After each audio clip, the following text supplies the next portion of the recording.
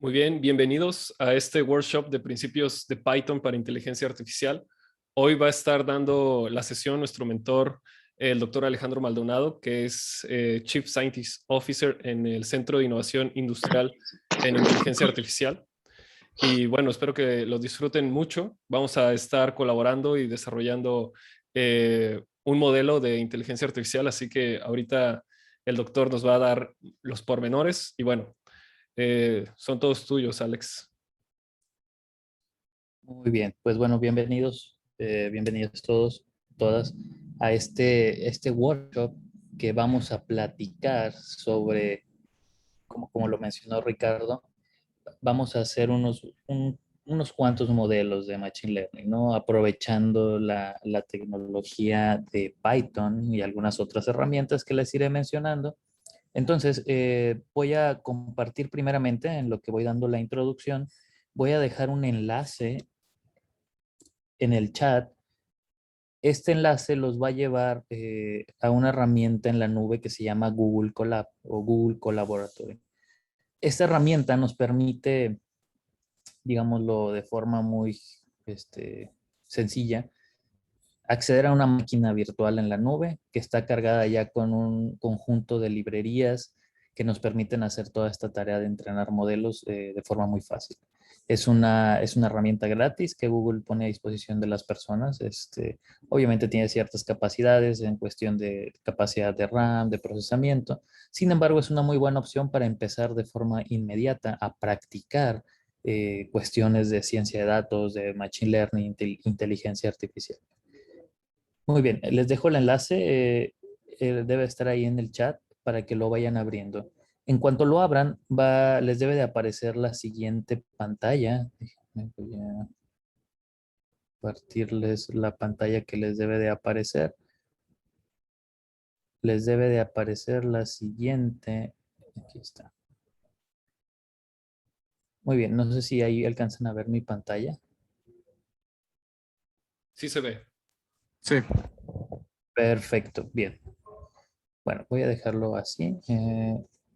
Espero que lo voy a dejar y en lo que voy dando la introducción y platicando de esto para que lo vayan abriendo y me puedan ir confirmando que todos puedan abrir esta parte. En caso de que, digo, espero que les abra directamente, a veces no abre directamente o nos ha pasado que no abre directamente, hay que buscar alguna opción en la pantalla que les aparezca, a veces les aparezca así como código medio extraño. Debe de haber alguna que dice abrir con Google Colab y ya deben de poder ver esto que estoy mostrando en pantalla. Bien. Como dice el título de este workshop, nos vamos a centrar en las herramientas que existen para Python, para desarrollar modelos de inteligencia artificial. En particular, nos vamos a enfocar en la rama del Machine Learning. A los que asistieron a nuestra masterclass de la semana pasada, el Machine Learning o aprendizaje automático es una rama de los métodos que engloba la inteligencia artificial, basado en la idea de entrenar modelos a partir de datos. Muy bien. Y aquí, dependiendo del tipo de problema que queremos resolver, qué información tenemos, qué datos hay, qué recursos tenemos disponibles, pues bueno, ya uno puede elegir diferentes tipos de modelos. Muy bien. Espero que estén pudiendo abrir que estén pudiendo abrir esto sin mayor problema. La intención de este curso no es necesario tener experiencia en Python. Vamos a tratar de hacerlo lo más o menos, desde luego. No es el objetivo del workshop que salgan expertos en Python. Más bien vamos a mostrarles cómo se usa Python para hacer este tipo de tareas. Y bueno, el objetivo es que puedan ver que no es algo tan difícil hoy en día. Tal vez hace 10 o 15 años y hacer este tipo de tareas era muy complicado. Había que programar los algoritmos, los modelos desde cero. Hoy en día ya existen muchas herramientas centradas alrededor de Python que nos permiten hacer esto de una manera muy, muy sencilla, como lo iremos viendo en este taller. Bien, los dos objetivos principales de este workshop, por un lado, primero es que vayan viendo el proceso típico que se suele seguir para crear modelos de Machine Learning. Es decir, lo más común que van a ver o los que estén interesados en entrar en esta área más de forma profesional es la metodología típica que se suele usar. Entonces vamos a mostrarle aquí cómo vamos trabajando. Desde luego, cada paso de la metodología puede ser más o menos complejo de lo que aquí mostremos, dependiendo obviamente de la complejidad y lo que queramos realizar, ¿no? El segundo objetivo es, pues, como lo mencioné, mostrar cómo es fácilmente realizable esto con Python y librerías como scikit-learn, por ejemplo, y otra librería que se llama Pandas. No se preocupen si no les suenan estos términos, poco a poco los vamos a ir viendo, o se los iré platicando a lo largo de este workshop. Y para los que no conozcan esta herramienta de Google Colab, pues bueno, esta herramienta de Google Colab lo que nos pone a nosotros a disposición, lo que estamos viendo ahorita, es algo que se llama Jupyter Notebooks. Es una especie de, ¿cómo llamarlo? A mí me gusta escribirlo como una especie de Word donde puedes poner código y ejecutar código, ¿no? Entonces nos permite mostrar esto que están viendo en pantalla, pero también nos permite meter pequeñas celdas que contienen instrucciones de Python que se pueden ejecutar. Les digo, esto lo explico por los que no estén familiarizados con esta herramienta, una herramienta bastante sencilla de utilizar. Muy bien, y digamos que Jupyter como tal es una herramienta que permite usar Python de una forma muy fácil. Jupyter se puede instalar en una máquina propia, en la nube, en un servidor. Aquí en particular con Google Colab lo que hace es que nos da acceso a una máquina virtual y sobre esa máquina monta Jupyter y sobre Jupyter va Python como tal. Muy bien, pues bueno, comencemos entonces con la parte interesante. No sé si de los que nos están acompañando ya hay alguien que haya tenido problemas para abrir el notebook. Así se le llama normalmente, ¿no? El notebook de trabajo.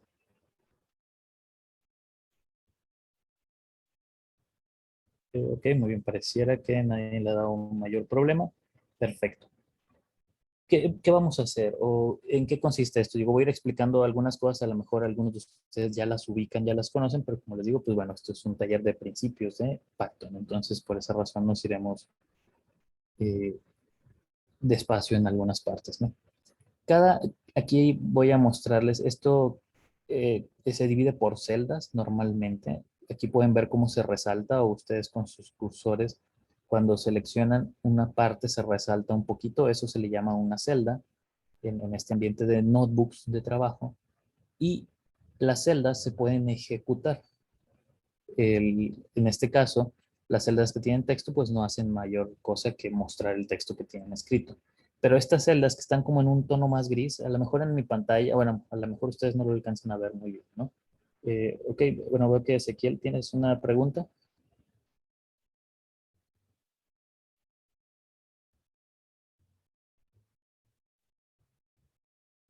Ok, bien, y que tienes ahí una manita levantada. Muy bien, entonces, les decía, estas celdas que se ven un poquito más grisecitas son celdas de código y de hecho pueden ver cómo el estilo de letra cambia, ¿no? Estas las podemos ejecutar dando clic aquí en el botón de play. Lo primero, bueno, es nada más como explicarles cómo funciona esta herramienta en lo general. Entré a un workshop de Python. Ah, bueno, ¿por qué? Ok, muy bien.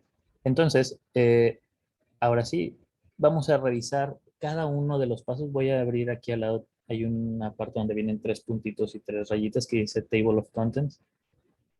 Lo voy a abrir aquí para mostrarles las etapas típicas de un proceso de crear un modelo de Machine Learning. Las etapas típicas son, primero, obtener los datos. Como mencioné al principio, un modelo de Machine Learning se centra en la idea de tomar datos y con eso se entrenar un modelo. Entonces, desde luego que nuestro primer paso debe de ser, necesito conseguir datos. Después, el segundo paso es revisar esos datos. Digo, son pasos que parecieran muy obvios. A veces pareciera que no son tantos o uno se puede brincar algunas de estas opciones. Entonces, digamos que ya tenemos datos para resolver algún problema que tengamos. Después, exploramos los datos, es decir, hay que revisar qué, qué compone a la información que estamos usando, ¿no? ¿Qué tipos de valores tienen? ¿Son valores numéricos? ¿Son valores de texto? están organizados por columnas, son imágenes, son audios, lo que sea, hay que tener un proceso de exploración de ellos, ¿no? Aquí durante la exploración nos vamos a dar cuenta si qué tanto hay que hacer después con los datos en la etapa de preparación. La etapa de preparación es, muchas veces los datos que recibimos no están de la forma correcta o de la forma necesaria para poder utilizarlos. Entonces hay que hacerles algunas preparaciones, algunos ajustes, incluso ya si sabemos qué tipo de modelo vamos a usar, les podemos hacer ciertos eh, operaciones o transformaciones para que sea más fácil, para que mejoren su desempeño, por ejemplo. Después tenemos la parte de entrenamiento del modelo, donde ya los datos listos, preparados, trabajados, podemos meterlos a un modelo, ejecutar el proceso de entrenamiento. Normalmente de todos estos pasos, esto es tal vez de lo más rápido. Y ya que tenemos nuestro modelo, pasamos a la parte de evaluarlo. Es decir, vamos a revisar qué tan bien eh, se comporta en diferentes situaciones para validar que está funcionando o si hace falta volver a reajustarlo. Todos estos pasos son iterativos, es decir, empezamos con la parte de obtención de datos, después empezamos a explorarlos, pero si durante la exploración vemos que nos faltan datos, falta algo, es válido regresarse a la obtención de datos. Y si ya pasamos a preparación de los datos y vemos que nos faltó más trabajo sobre ellos, es válido regresar a explorarlos más o incluso si vemos necesario obtener más datos. Lo mismo para entrenamiento, si vemos que el entrenamiento no está funcionando, estamos teniendo problemas, podemos regresar a todas las fases anteriores y finalmente la evaluación, pues si vemos que da un desempeño muy pobre, podemos regresar. Muy bien, estos son en general estos 5 pasos que nos permiten crear un modelo de Machine Learning. Les digo, ya qué tan complicado puede ser cada uno de ellos va a depender mucho del tipo de datos que tengamos, del problema que queramos resolver. Bien, aquí, bueno, no lo puse como un paso, pero digamos que el paso cero vendría a ser que tenemos que tener una idea del problema que queremos resolver. Eso es importante, ¿no? Porque de lo contrario, pues es como que no nos estaríamos apuntando a nada, ¿no? Para este caso, para este problema, lo que vamos a hacer en lo que nos vamos a enfocar es, o la aplicación que queremos aquí desarrollar, hoy en día con toda esta cuestión de la pandemia, la cuestión de la salud, que es un tema pues que siempre ha sido importante, ¿no? Pero ahora se complica un poco por el detalle del aislamiento que hay que mantener, de que a veces hay muchos contagios, y eso pues ha obligado a que muchas cosas se tengan que hacer de forma remota, ¿no? Han repuntado servicios como el comercio electrónico, servicios de pedidos a domicilio, ¿no? Como Uber Eats, Rappi, y todos los que son similares, ¿no? Entonces, algo que poco a poco también seguramente va a ir agarrando más fuerza es toda la cuestión de telemedicina, es decir, que ya no tengamos que estar precisamente enfrente de un doctor para que nos pueda diagnosticar. Digo, creo que esa área es todavía más sensible, entonces creo que no es algo que ocurra ya mañana, pero es la tendencia que va globalmente. Entonces, bajo esa premisa y bajo esa idea, aquí lo que vamos a hacer es, vamos a entrenar un modelo para detectar algún problema de salud. ¿Qué problema de salud particularmente quiero enfocarme? Me quiero enfocar en problemas cardíacos. Entonces, digamos que esa es mi idea, es mi paso cero, ¿no? Oye, quiero enfocarme en detectar problemas del corazón, ¿no? Que la gente de forma tal vez remota o que no necesariamente esté ahí con un doctor pueda saber cómo, cómo está de su salud cardíaca, ¿no? Entonces, esa es, digamos, la idea, ¿no? El problema que queremos resolver. Entonces, ahora sí nos vamos al paso uno. Hay que obtener datos para resolver o que estén relacionados con ese problema. Bueno, la obtención de datos normalmente digo, hay varios enfoques para hacerlo. Por ejemplo, uno es buscar datasets disponibles en Internet.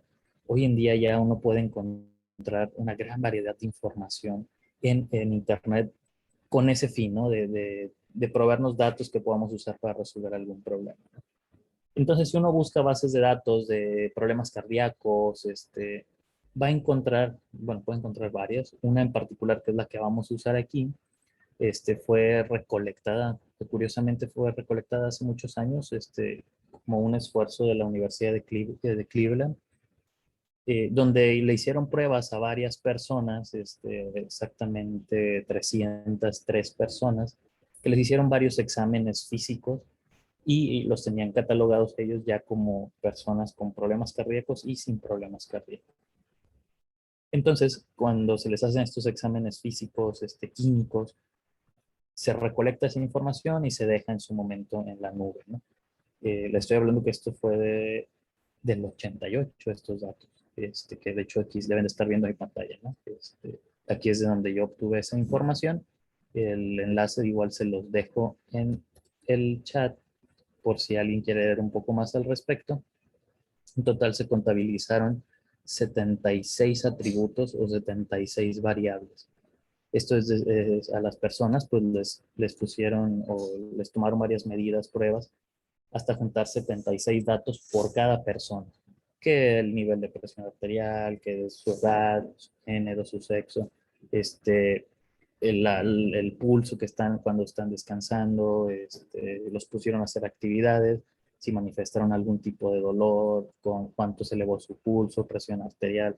Bueno, todo un conjunto de datos, ¿no? Yo no tengo expertise en el área médica, pero toda esa información, digamos que la recolectaron para 303 personas y la pusieron, les digo, en la nube y bueno, en su momento pues se usó para algunos modelos de Machine Learning y ahorita lo vamos a utilizar con ese fin. Bien, este es para ese ejemplo, ¿no? Ustedes si dicen, oye, no, yo quiero resolver un problema de otro tipo. Bueno, una vez que se plantea el problema, hay que buscar qué información ya está disponible para poder hacer nuestros primeros entrenamientos. Ese es un camino. El otro camino, y normalmente suele ser el más complicado, es puede que no tengamos datos relacionados a ese problema o que nos puedan ayudar a resolver ese problema. ¿Esto qué quiere decir? Imaginen que a lo mejor ustedes dicen, ¿sabes qué? Yo quiero detectar cierta enfermedad muy, muy particular. Bueno, la detección de esa enfermedad muy particular, a lo mejor no hay datos disponibles y vamos a tener que conseguirlos, a lo mejor yendo a algún hospital, estableciendo contacto con alguna institución de investigación, por ejemplo. A lo mejor ustedes dicen, oye, yo quiero detectar, digo, esta es una aplicación que sé que estaban haciendo en su momento, me parece que algo así, Amazon o Firefox, la función Mozilla que querían, bueno, realmente no recuerdo quién, no lo tomen como un hecho de esto. Solo recuerdo que sí había una compañía que quería probar la idea de detectar COVID de forma más rápida y menos invasiva, ¿no? ¿Cómo querían hacerlo, por ejemplo, con grabaciones de audio de tu respiración o de cómo tosías? Entonces querían resolver el problema de detectar el COVID de forma rápida sin tener que introducir ¿cómo se llama? Un hisopo en tu nariz o en tu garganta, de que sea algo que puedas hacer desde tu casa. Y entonces se les ocurre esta idea, ¿no? Y en su momento dicen, bueno, pero ese es un caso muy particular, no tenemos datos, por lo tanto vamos a tener que iniciar una campaña para que la gente compartiera audios de cómo respiraban, si ya estaban diagnosticados con COVID o sin COVID. Esa información después la iban a utilizar para entrenar un modelo de inteligencia artificial que permitiera después, ya a lo mejor como en una forma de app, tú simplemente grabarte y que te dijera, oye, sabes que es muy probable que tengas COVID, porque tantas personas en el mundo suenan similar, ¿no? No sé si hasta aquí hay alguna duda, se va entendiendo este primer paso, digamos.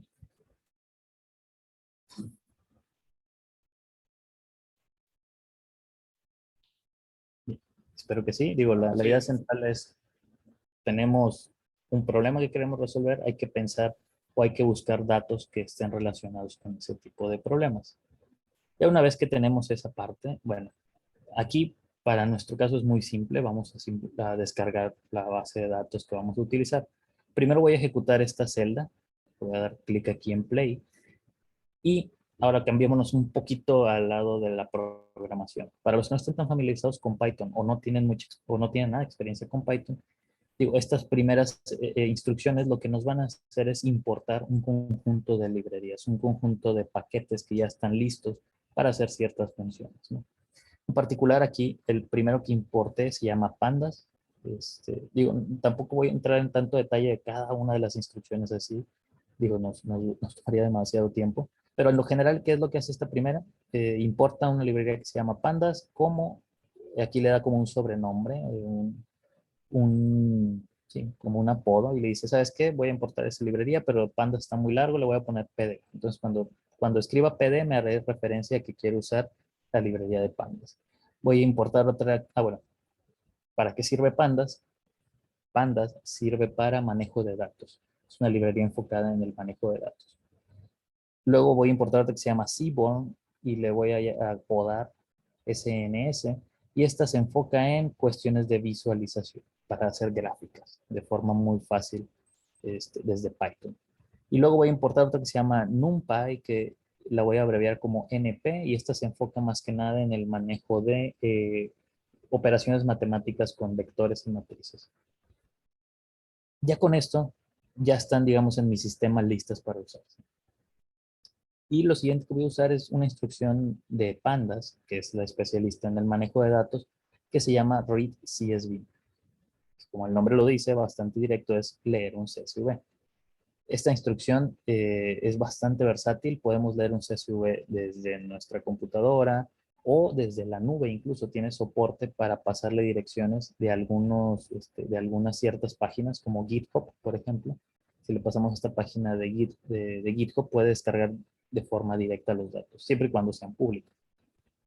Entonces, si yo ejecuto esta celda con el símbolo de play, ¿qué es lo que vamos a terminar haciendo? Leer este archivo y cargarlo en una variable que se llama df. df normalmente es la abreviación de data frame, o así le llamamos, o se suele llamar en pandas a los datos como tal, ¿no? Muy bien. Entonces, sí, claro, bueno, ahí pueden ejecutar nosotros, desde luego que pueden ejecutar esto. O sea, una de las ventajas es que ustedes, cuando abrieron el enlace, pueden ejecutar esto sin mayor problema. Lo que sí, bueno, aprovecho para mencionar, si tienen cuenta de Google y quieren conservar este notebook para usarlo después, pueden irse aquí a la opción de File o Archivo, si es que les aparece en español, y luego tiene una opción que dice Save a Copy in Drive. Esto lo que va a permitir es que va a ser una copia de este notebook a su cuenta de Google Drive. Eso les va a permitir que ustedes puedan conservar el notebook y no tener que estar accesando al enlace que les compartí, ¿no? Incluso que lo puedan modificar, ¿no? Entonces, sí, adelante. La idea es que, digo, mi recomendación sería, antes de que empiecen a ejecutar, hagan esa copia en file o archivo y guardar copia en Drive o save a copy en Drive, si es que tienen Google Drive, les digo, para que ya tengan una copia ustedes y la puedan modificar sin mayor problema y se guarde y la usen de referencia después. Bien. Hasta aquí, pues, bastante sencillo. El link del CSV, sí, claro. Es ese que está aquí. Aquí lo voy a pegar. Como quiera lo pueden copiar desde el notebook también. Si acceden a de hecho, lo que les va a aparecer va a ser algo así, muy... Aquí yo lo acabo de abrir y prácticamente les aparece el CSV en su explorador, web. Esto es lo que estamos descargando, o lo que están cargando en memoria. En memoria de este notebook, ¿no? Bien. Ya que tenemos esto. Una pregunta, perdóname, ¿cómo puedo ver los datos? Discúlpame que te interrumpa. Sí, claro, no hay problema. Una forma es, así como yo le di con control clic aquí en este enlace, automáticamente vas a poder ver esto.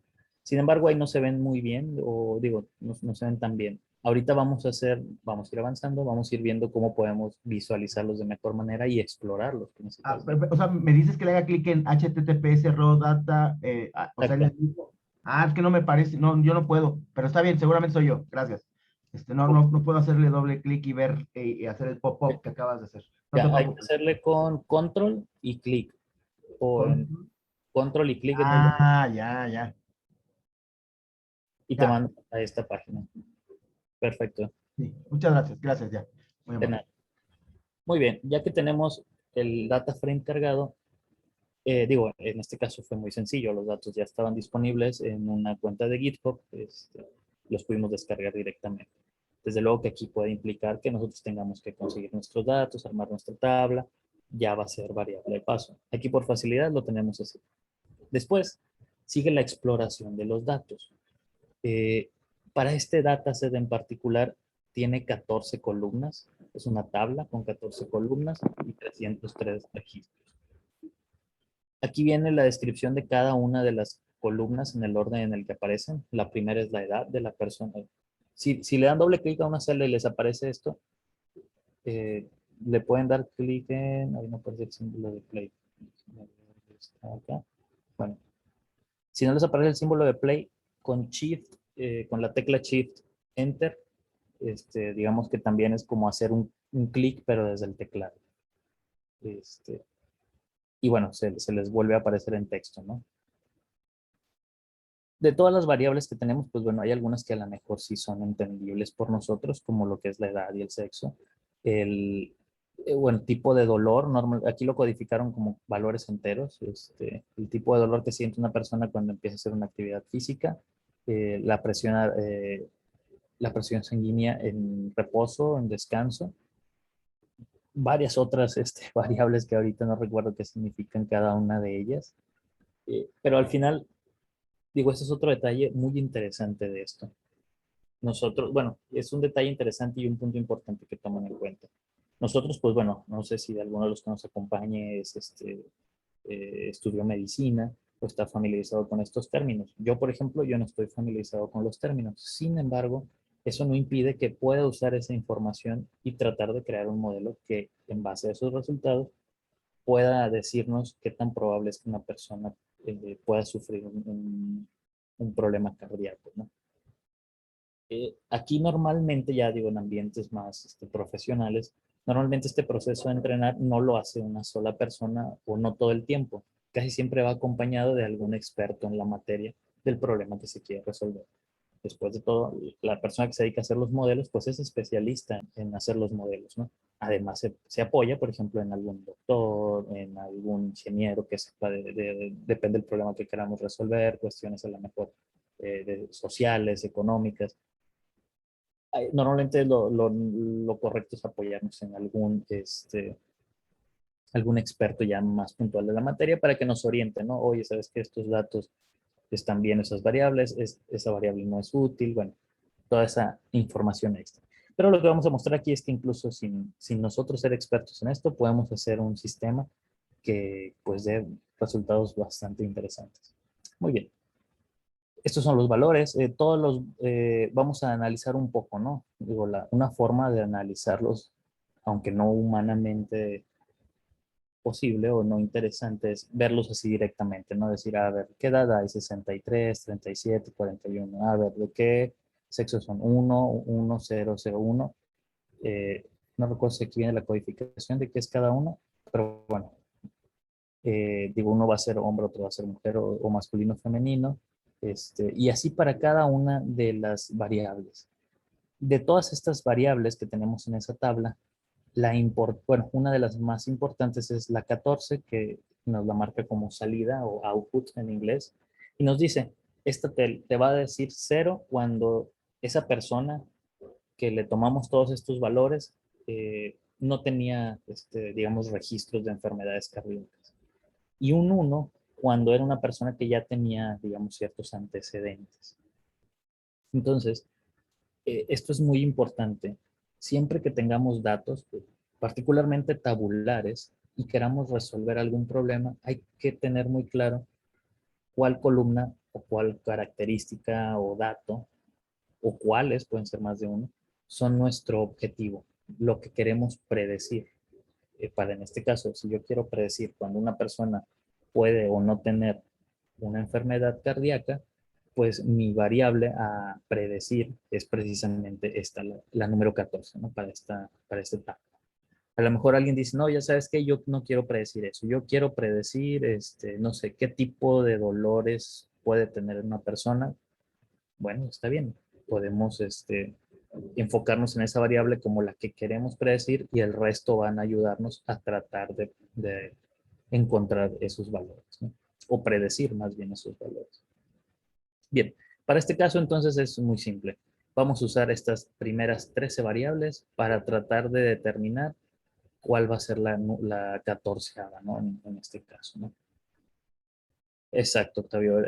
En este caso, esa variable número 14 o output se le conoce como clase, hablando ya en términos más formales de Machine Learning o inteligencia artificial.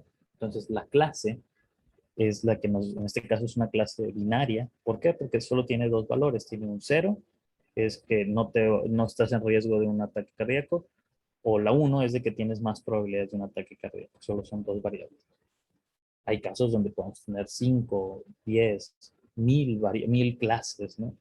Va a depender, les digo, del problema que queramos resolver, de los datos que tengamos, ¿no?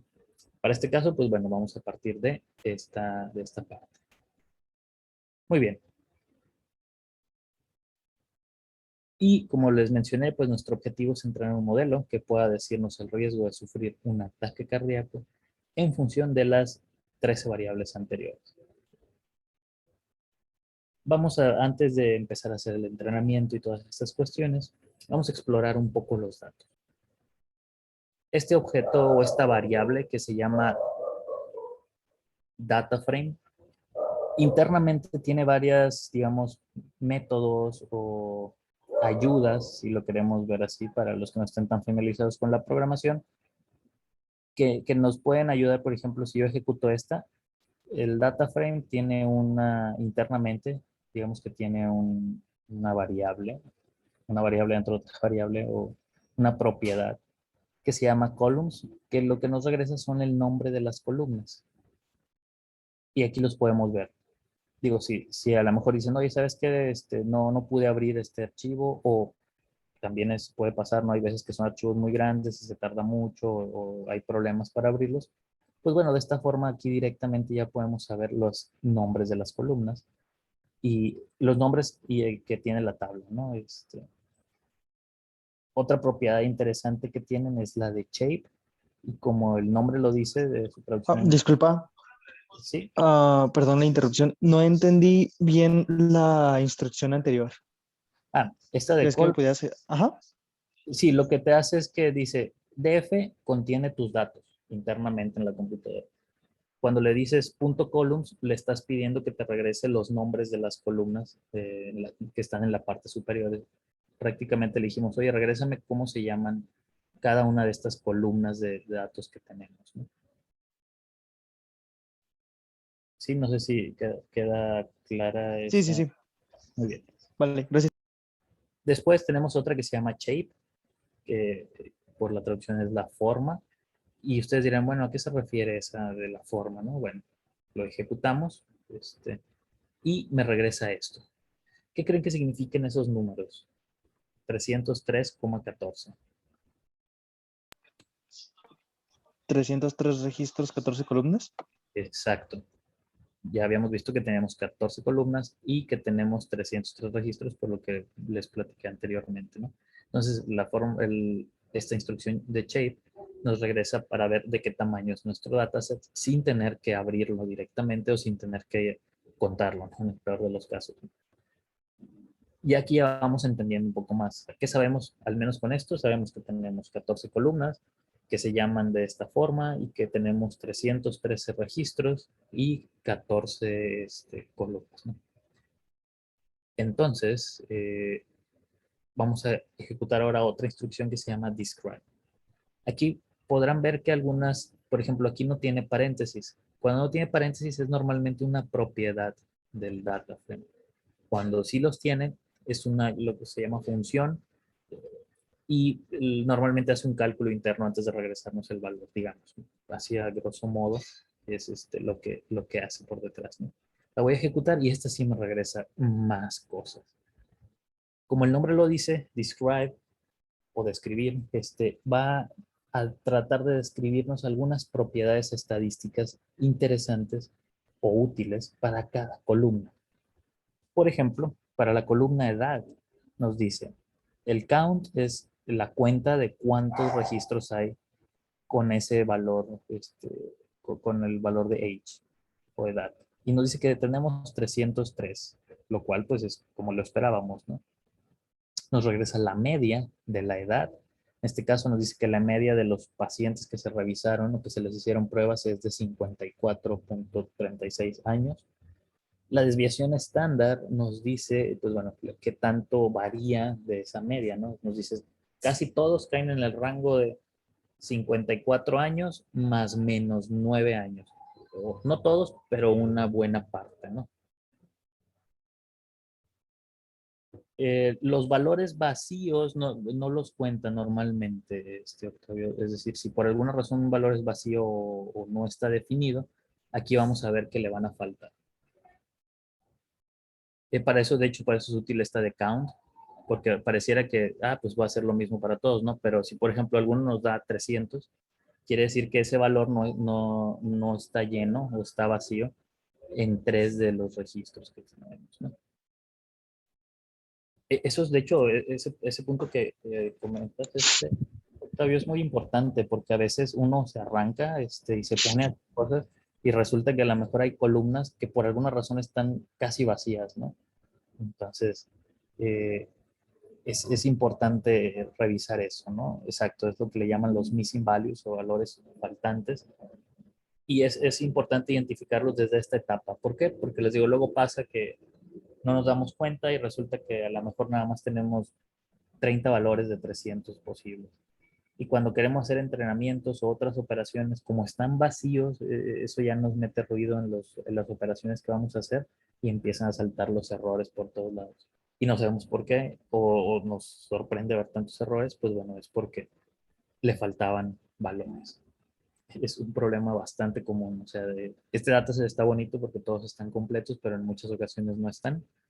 Y digo, también ya se tiene un conjunto de metodologías para cómo tratar esos casos. Digo, ahorita sale eso un poco fuera del alcance de este workshop, eh, pero en otros cursos más avanzados ya se ven a detalle cuando te faltan datos, qué puedes hacer, dependiendo del tipo de dato que tenemos, ¿no? Muy bien. ¿Qué otros datos importantes hay? La desviación estándar, como les decía, el valor mínimo, el valor más pequeño de todos. En este caso, para edad, el valor más pequeño fue 29 años. Nos da el máximo, nos dice que son 77 años. Es decir, se exploraron personas desde los 29 hasta los 77 años. Y los que dicen aquí 25%, 50% y 75% son los cuartiles. No sé qué tan familiarizados están con el concepto de cuartil, pero en esencia lo que nos dice es el 25% de todas las personas está antes de los 47 años. El 50% de todas las personas está antes de los 55 años.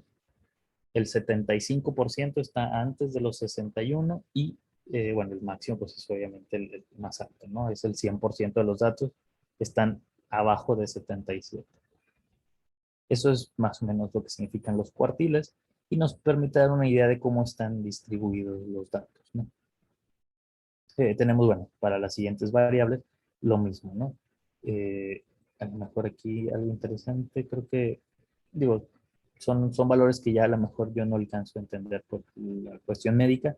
Entonces, aquí a lo mejor lo correcto es apoyarse en algún experto, ¿no? Que nos diga, hoy sabes que ese valor está, de la media está bien, o sabes que no es normal en una población que tengan una media tan alta, ¿no? En fin. Aún así, pues bueno, vamos a ir viendo que a pesar de eso podemos continuar analizando la información. Muy bien.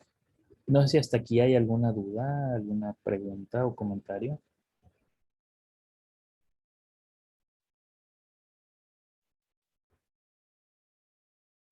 Como ven, estas instrucciones pues son Una de las bondades de Python es que es un lenguaje muy fácil de aprender. Para los que no tengan experiencia en Python o muy poca, pues es un lenguaje muy sencillo, muy directo en las instrucciones, como que muy obvias a veces. Eh, vamos a avanzar ahora a la siguiente, que se llama info. La vamos a ejecutar y esta me dice un poquito más de información, pero más desde el sentido computacional, no tanto estadístico como antes.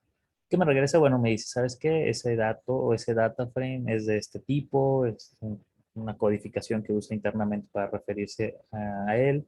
Nos dice que va desde el registro 0 al 302. Normalmente los registros se empiezan en el índice 0, es decir, al primero se le dice que es el índice 0, luego el 1, 2, así, hasta llegar al 302 en este caso. Nos dice que tenemos 14 columnas, nos dice que tenemos, bueno, nos dice el número de la columna, nos dice el nombre de la columna, que ya lo sabíamos, nos dice la cuenta de no nulos, es decir, nos dice que tenemos 303 casos no nulos. Nos dice el tipo de cada uno de estos, esto sí es importante. Vemos que casi todos son de tipo IN64. IN64, para los que no estén familiarizados con esto, son números enteros. Enteros que se le llaman de 64 bits. De forma muy general, números enteros muy gigantes, que tiene capacidad de almacenar números muy grandes. No que lo sean, sino que los puede almacenar. Y el otro que es diferente de todos estos es el que dice float 64 o número flotante. También, una definición muy simple, son los números con punto decimal, en pocas palabras. Quiere decir que de todos estos valores, todos son enteros, a excepción de este que es con un número decimal. Aquí simplemente nos hace un recuento, nos dice tenemos un dato flotante y 13 datos de entero. ¿Y cuánta memoria o cuánto pesa este dataset en la memoria del sistema? 33.3 kilobytes. Les digo, es un enfoque más de computación aquí o de cuestiones computacionales como cuestión de tipo de datos y tamaño que ocupa. Muy bien. Finalmente, digo, no sé si hay alguna otra pregunta hasta este punto. Lo que vamos a hacer ahora, vamos a irnos un poquito más allá. Algo interesante que se debe de revisar o que hay que revisar cuando estamos trabajando con problemas de Machine Learning es la correlación. La correlación entre las variables. Entonces vamos a ejecutar esta instrucción. ¿Qué es lo que hicimos aquí? Bueno, ejecutamos una instrucción que se llama core con dos R's, que también es parte del data frame o de la variable, del objeto variable df, que lo que calcula es una matriz de correlación entre las variables contra los demás. A lo mejor, digo, para aclararlo, para los que no estén tan familiarizados con lo que es la correlación, es qué tanto se relaciona, por ejemplo, la variable en esta matricita, o en esta, sí, en esta matriz, la variable edad contra todas las demás. La edad no de un participante, sino en general de toda la población. Aquí la codificación es por colores y nos dice prácticamente que mientras más claro es el color, más color como rosita, es un valor de 1 y mientras más bajo pasa por un tono naranja, luego se vuelve como rojizo y luego ya menor a 0 se vuelve ya como un tono morado oscuro, más oscuro en sí, de cierta forma. ¿Qué nos indica esto? Bueno, esto nos indica que si nos da una correlación de 1, quiere decir que esas dos variables tienen, están muy relacionadas. ¿En qué sentido? En el sentido de que si una aumenta, la otra también. Y si una disminuye, la otra también. Eso es una correlación, de hecho una correlación positiva. Cuando es positiva, es decir, del rango del 0 al 1, indica eso. ¿Qué tan grande es el valor? Indica en qué medida ocurre. De hecho, digamos que la peor correlación, bueno, dependiendo cómo lo quieran ver, es la de 0. Una correlación de 0 indica que los datos no tienen nada que ver, ¿no? O sea, no hay relación entre ellos. Si uno aumenta, el otro puede que baje, suba, a veces no, entonces no hay relaciones. Conforme vamos subiendo, les digo, a lo mejor una correlación de 0.6, 0.8 ya indica que, no sé, una buena parte de las veces que la variable edad aumenta, otra variable también aumenta. No siempre, pero muchas veces. Un 1 indicaría que es un siempre. Si aumenta la edad, siempre aumenta la otra. Si baja una, baja también, siempre para todos los casos. Entonces, eso es lo que indica la correlación como tal. ¿Para qué nos sirve esto? Bueno, nos sirve para ver, más que nada, la relación que hay entre la salida, que es lo que nos interesa predecir, contra cada una de las variables. Si, por ejemplo, alguna de las variables nos diera un valor así rosita o blanco, no sé como qué tono lo ven ustedes, digamos, principalmente en esta fila de aquí, en la de abajo, donde tenemos output y la relación en color contra todas las demás. Si alguna de esas nos llega a dar un color rosita, así perfecto, eso quiere decir que entonces, no sé, imaginemos que la de que dice Chol, que es el colesterol. Si el colesterol, por ejemplo, saliera con un color rosita, ¿eso qué quiere decir? ¿Qué quiere decir? Que cuando el colesterol aumenta, esas personas a las que tienen colesterol alto tienen enfermedad cardíaca. Cuando baja, no tienen enfermedad cardíaca. O sea, si uno aumenta, quiere decir que las personas también tienen más probabilidad de tener una enfermedad o un ataque cardíaco, un padecimiento cardíaco, ¿no? Eso es lo que indicaría un valor muy alto. Como pueden ver, no hay ninguno tan alto, a excepción de uno, que es el de output con output, ¿no? Eso pues es de esperarse, ¿no? Rosita, en este caso, por el código de colores que viene aquí al lado, quiere decir un 1, color rosita. O si es como color rosita, yo lo alcanzo a ver. Color ya como negro es debajo de 0, ¿no? O una correlación negativa. ¿Qué significa una correlación negativa? Una correlación negativa significa que cuando una variable aumenta, la otra va a disminuir. Y el caso, digamos, de perfecto de correlación negativa es cuando es -1 exactamente, y eso indica que cuando uno aumenta, el otro siempre baja, y viceversa. Digamos, y ese caso no es malo, de hecho, porque quiere decir que a lo mejor cuando baja la edad, aumenta la probabilidad de paro cardíaco, por ejemplo. Está bien, es una relación útil. Les digo, el peor valor, por así decirlo, con estos fines viene a ser el 0, porque el 0, les digo, nos indica que no hay relación alguna, ¿no? No sé si han visto esos casos de los memes, ¿no? De que no hay correlación. Pues bueno, es un poco de esto, ¿no? Vamos a ver. Bueno, creo que van varias preguntas. Déjenme ver, esto puede servir para comprimir el dataset. Nos puede servir, por ejemplo, para quitar, no tanto quitar los registros de los 303, sino más bien quitar columnas. Por ejemplo, si yo digo, oye, a lo mejor alguna variable de estas, no sé, no alcanzo a ver, es como un tono moradito, ¿no? Por ejemplo, esta que se llama FBS está como en ese rango de 0 o cercano a 0, pues a lo mejor no quiere decir que no tiene mucha relación con la presencia o posibilidad de una enfermedad cardíaca. Por lo tanto, pues no me va a ayudar, ¿no? No tiene una correlación fuerte, entonces podríamos quitarla si quisiéramos.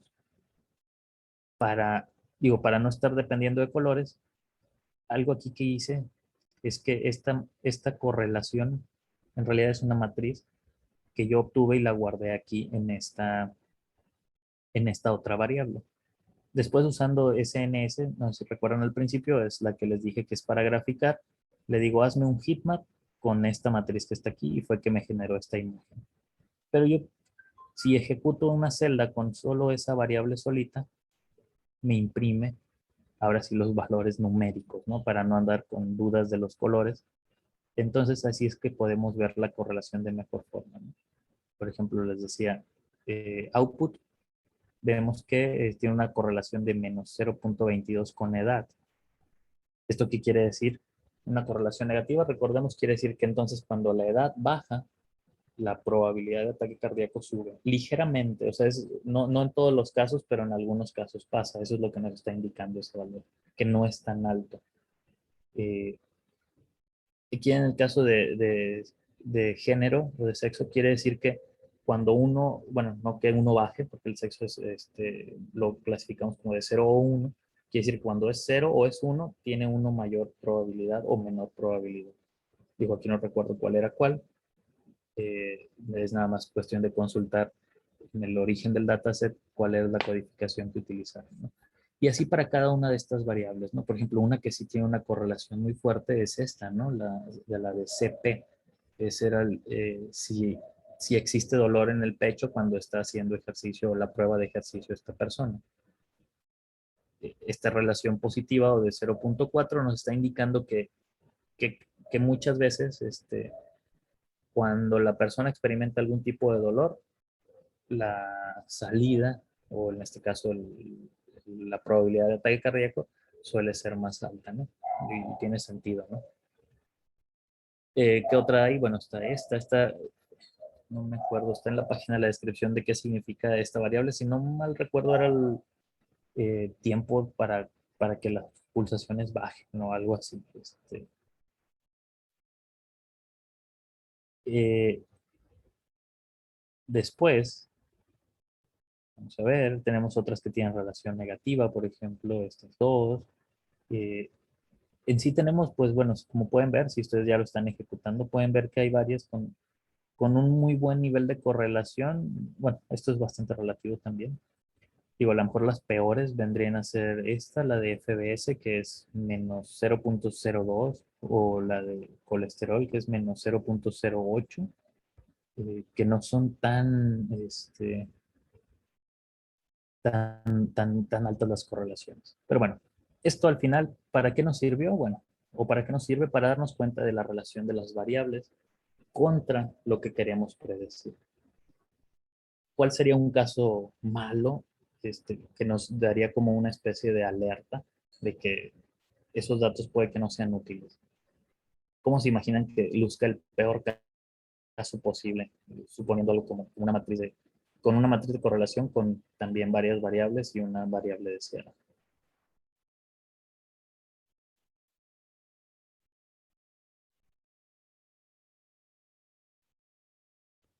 Pues cuando dos variables tienen una correlación alta, entonces no es necesario utilizar las dos variables, sino con que solamente utilices una.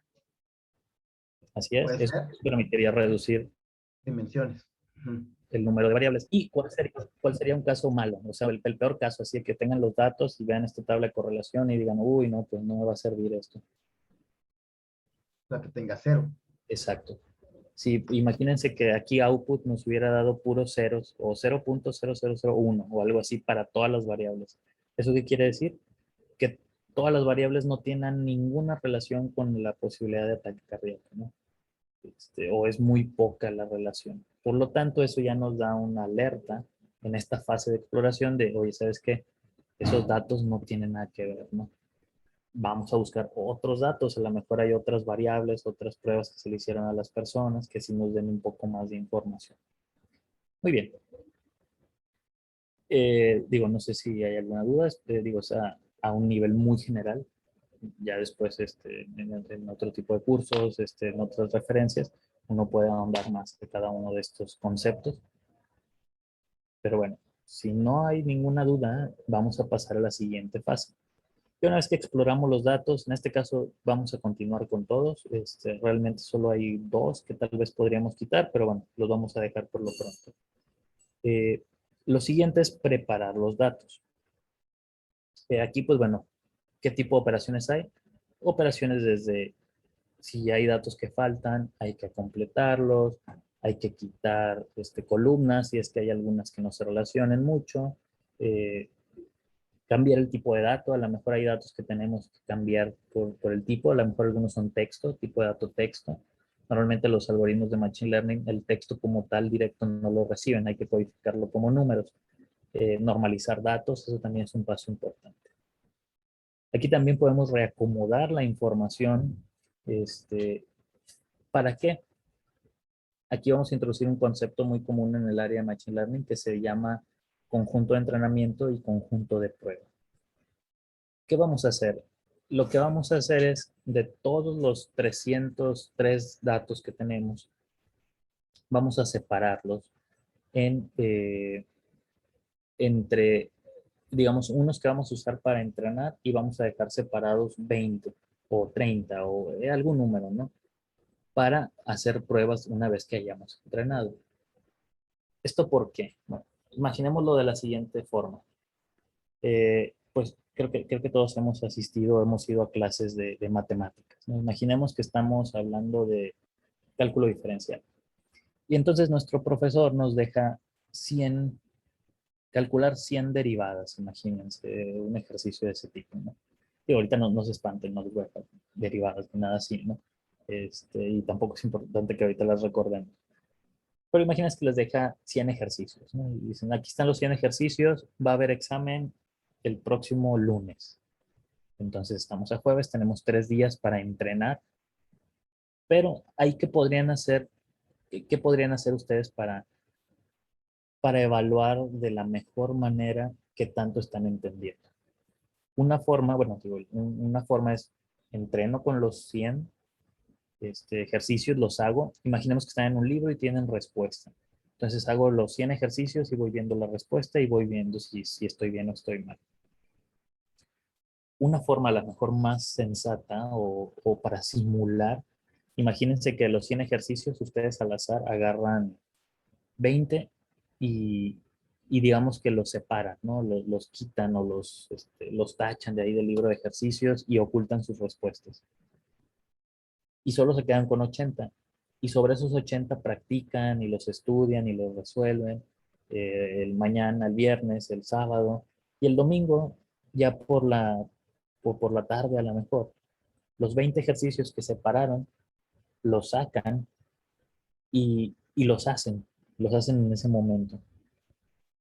¿Por qué lo hicieron así? Para simular el examen, para decir, oye, yo sé que el examen va a traer 20 ejercicios, pero pues no, para tratar de hacer una prueba antes de, separo 20, practico con los restantes 80 para entender los conceptos, todo lo que haya que hacer, y luego practico sobre esos 20. Y eso me va a dar una idea, si en esos 20 saco 19 buenas, pues quiere decir que es probable que me vaya bien cuando ya vea los datos de verdad, o en este caso los problemas del examen de verdad.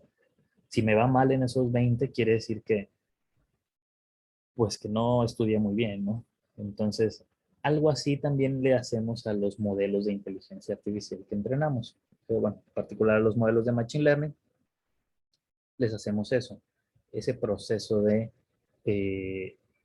vamos a separar una parte de los datos como para que estudies con lo que resta y esos restantes o esos separados los usas hasta el final para ver qué tan bien te va, ¿no? Para simular cuando te lleguen nuevos casos, ¿no? Muy bien. Aquí lo primero que vamos a hacer en esta primera celda nada más es separar la información. Ahorita tenemos la tabla con las 14 columnas. ¿Qué vamos a hacer? Vamos a tomar las 13 columnas que vamos a usar como datos de entrada, se le llaman así, y la columna de salida o los datos de salida, ¿no? Entonces, aquí lo único que estoy haciendo es dejar en una variable que se llama features los nombres de las variables que quiero usar para la entrada y el nombre de la variable de salida. Digo, lo puse así porque uno puede decir, ¿sabes qué? No quiero esas, quiero quitarle estas dos y las borran y ya no las toman en cuenta. Entonces, es una forma así muy rápida. ¿Existe un parámetro para esta separación? Sí, ahorita lo vamos a ver. Después aquí lo único que hacemos es hacer una reconversión ahí de los datos, es decir, tomamos el dato de salida más que nada y lo convertimos a una matriz de esta librería que se llama NumPy. Así los maneja más fácilmente nuestro sistema. Aquí yo ya ejecuté, digo, ejecuto esta y luego ejecutamos esta otra y aquí vamos a apoyarnos en la otra librería que les decía que se scikit-learn. o lo abrevian en Python como sklearn.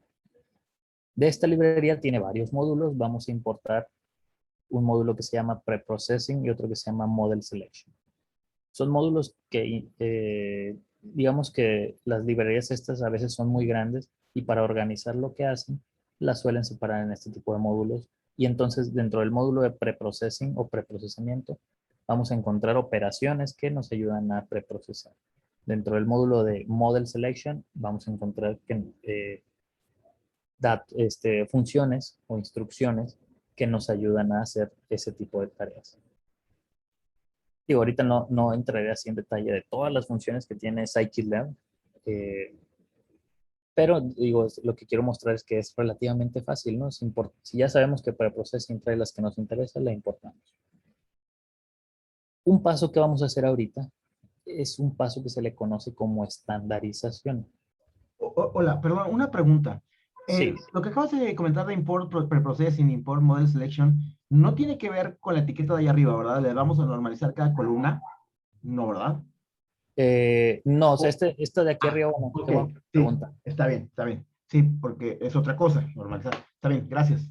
Sí, digo, también para los que no están tan familiarizados con Python, estos etiquetas que aparecen en verde, se llaman comentarios. Entonces, estos normalmente no son instrucciones, son nada más para referencia de lo que vamos a hacer. Ahorita lo que vamos a hacer es estandarizar. Es una operación ya más del lado estadístico, que lo que vamos a hacer en pocas palabras es a los datos, a cada columna, restarle la media y dividirlo entre su desviación estándar. Esto se hace normalmente cuando los datos o cada columna tiene diferentes dimensiones. Veo por ahí alguien levantó la manita hace un momento, pero no vi quién. Sí, ¿sí me escuchan? Sí. Bueno, lo que pasa es que yo lo estoy relacionando mucho con, se parece mucho a lo del jailbreak, el Cydia, de hace ya un tiempo de los iPhone, que son los repositorios. Es algo parecido, ¿no? ¿Lo de las librerías te refieres? Sí, lo de las librerías, o como las librerías de Arduino también. Sí, similar, similar en concepto, vaya, o las de C++, por ejemplo, los que han programado en C, que puedes importar librerías, ¿no? Es la misma idea, ¿no? Es la misma idea, es mandarlas llamar, o sea, las mandas llamar instalándola, ya las dejas en tu computadora, ya las puedes llamar, por decirlo, un ejemplo como el Adafruit del, ¿cómo se llama? Del Arduino. En Exacto. Adafruit ya te permite controlar ya los LEDs. Inclusive si quieres mover, hay veces que no te va a permitir hacer ciertas cosas hasta que no tengas la librería o no importes esa, ¿cómo se puede decir? Pues esos comandos ya procesados. Exacto. Normalmente hay que instalarlas. Una de las ventajas de aquí, de Google Colab, es que ya las trae instaladas, ¿no? No hay que instalarlo nosotros. Si fuera nuestra propia máquina, sí hay que hacer el proceso de instalación. Digo, Python tiene ya un manejador de paquetes que nos permite instalar muy fácil. Pero digamos que ya una vez estando instaladas, basta con hacer un from o import el módulo que queremos utilizar. Veo que comentaron algo de la diferencia entre normalizar y estandarizar. Ok, bien.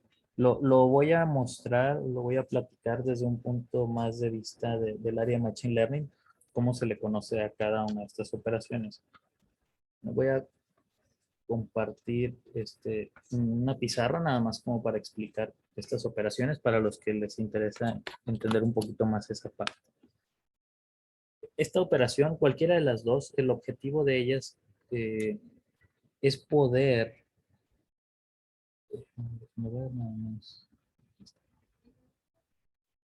El objetivo de estas operaciones es reducir el rango de operación de cada variable y tratar de que todas queden como que en el mismo rango. Déjenme, voy a ver si compartir mi pantalla. Me dicen cuando la puedan ver.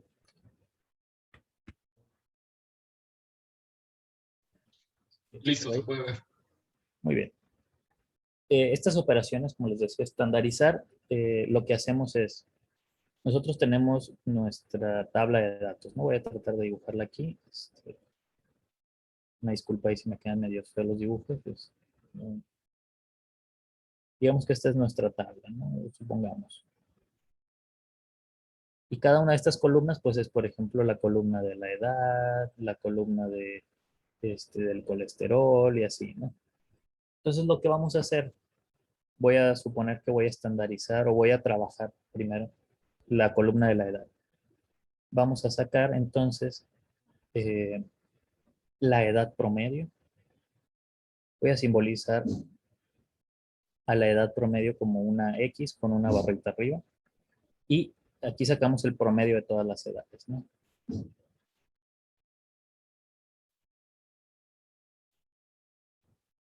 Y luego voy a sacar la desviación estándar de las edades.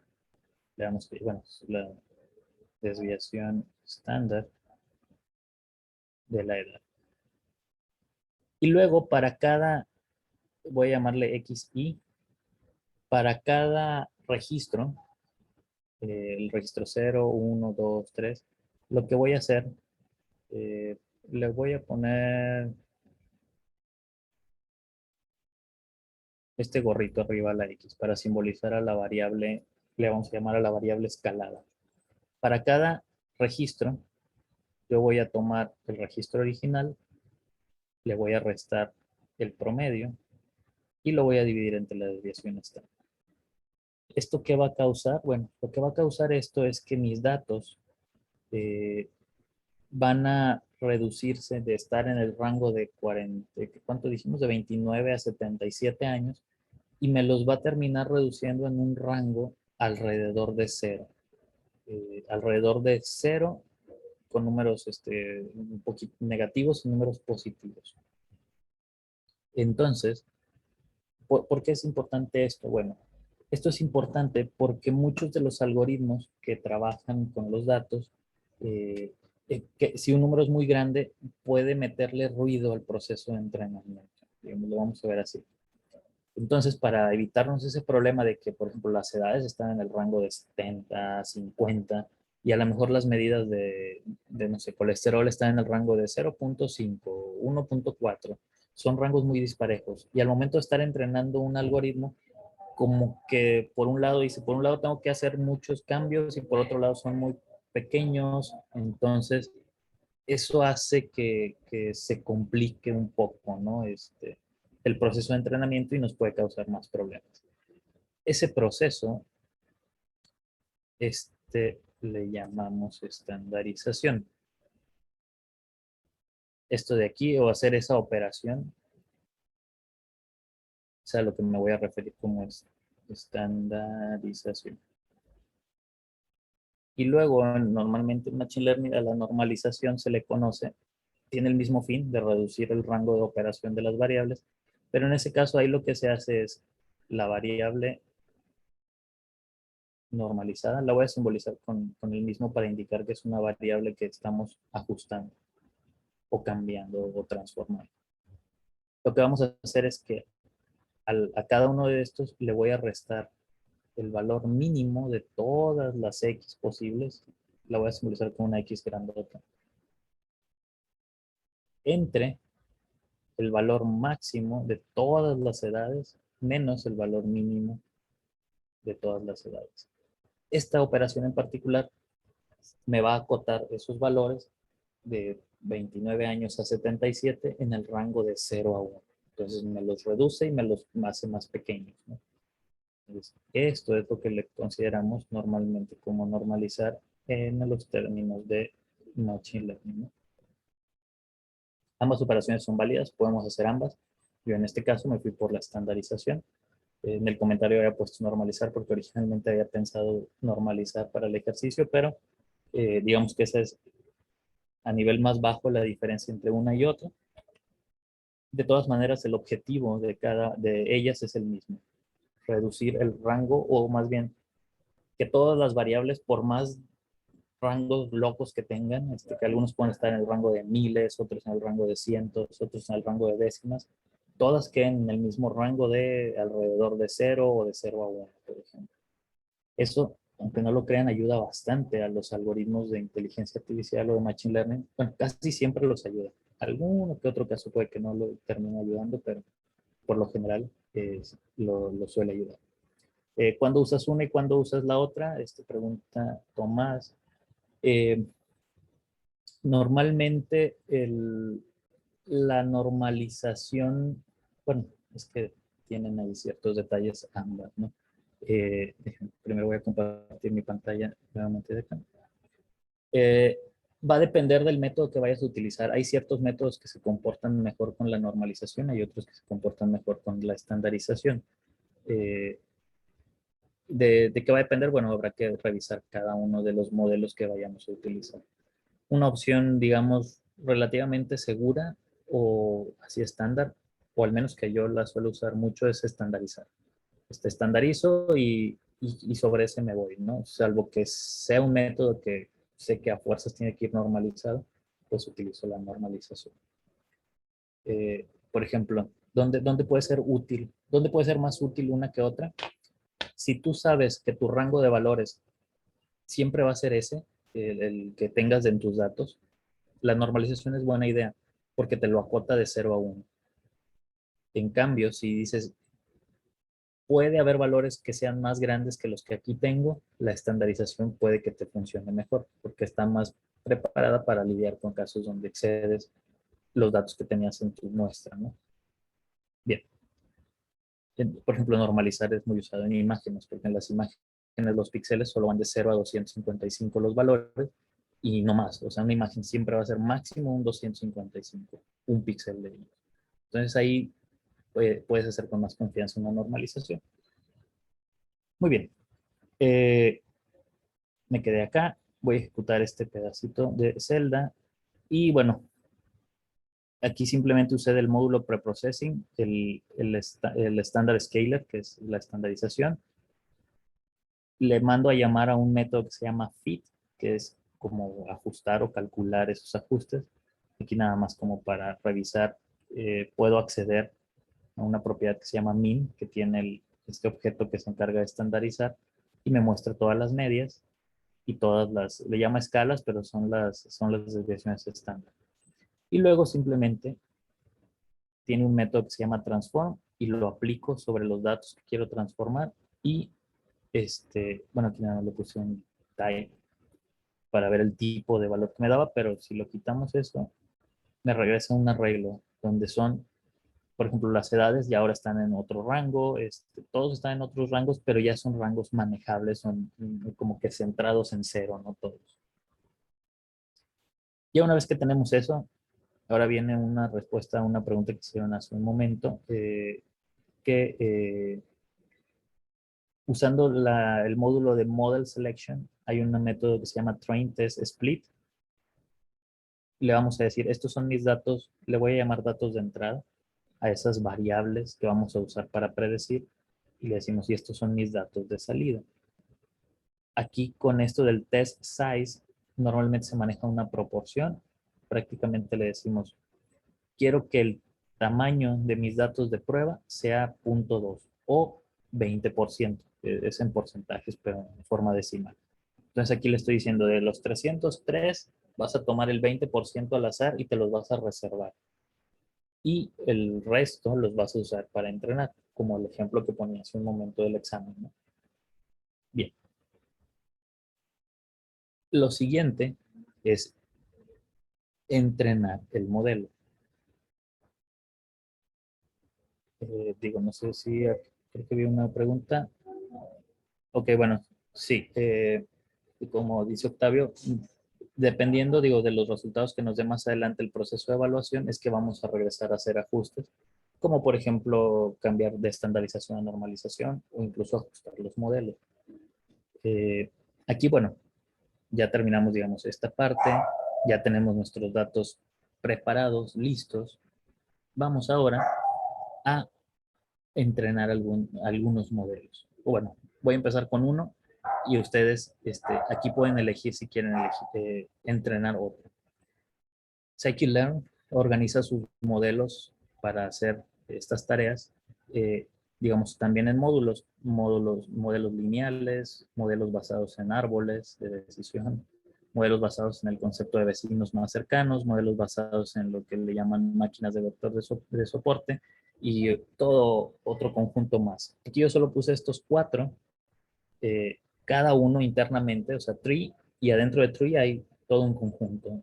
Adentro de neighbors hay todo un conjunto. Digo, por cuestiones de tiempo y alcance, pues aquí no es el lugar para ver todos y cada uno de ellos, solo vamos a ver un representante de cada una de estas familias, por así decirlo. Ustedes pueden elegir qué modelo entrenar aquí, ahorita les explico cómo. Primero, antes de que se me olvide, es importante, por si me van siguiendo, yo me voy brincando mucho no ejecutar las celdas, pero sí hay que ejecutar todas las celdas. Si no ejecutan una celda, más adelante les puede marcar error, porque es como si esto no estuviera listo, no se hubiera hecho ese paso, ¿no? Entonces, a mí me quedó pendiente hacer este, tengo que hacer este, voy a hacer este nada más para ver los tamaños. Antes se acuerdan que eran 303 con 14 columnas, pues bueno, ya los datos de entrada como tal, que los almacenamos en esto que se llama x-train, ya son 242 porque le quité el 20% para pruebas y ya le quité una columna que fue la de la salida, ¿no? Esa la manejamos aparte. Y aquí, dependiendo qué modelo, ustedes pueden elegir alguno, digo, a lo mejor no los conocen, pero digan, bueno, yo quiero el segundo o el tercero. ¿Cómo lo vamos a elegir? Vamos a ponerle el símbolo de hashtag o de gato, o vamos a quitárselo más bien al que queramos elegir, ¿no? Así. Cuando lo ponen el símbolo de gato, lo que hace es que esa línea la convierte en un comentario y los comentarios el programa los ignora. Entonces, por ejemplo, yo puedo decir, bueno, quiero elegir yo el primer modelo. Aquí cada uno de ustedes que está ejecutando esto puede elegir alguno. Todos siguen la misma estructura, que es el módulo o la familia de modelos, punto, luego el modelo particular, por ejemplo, regresión logística, luego punto, feed.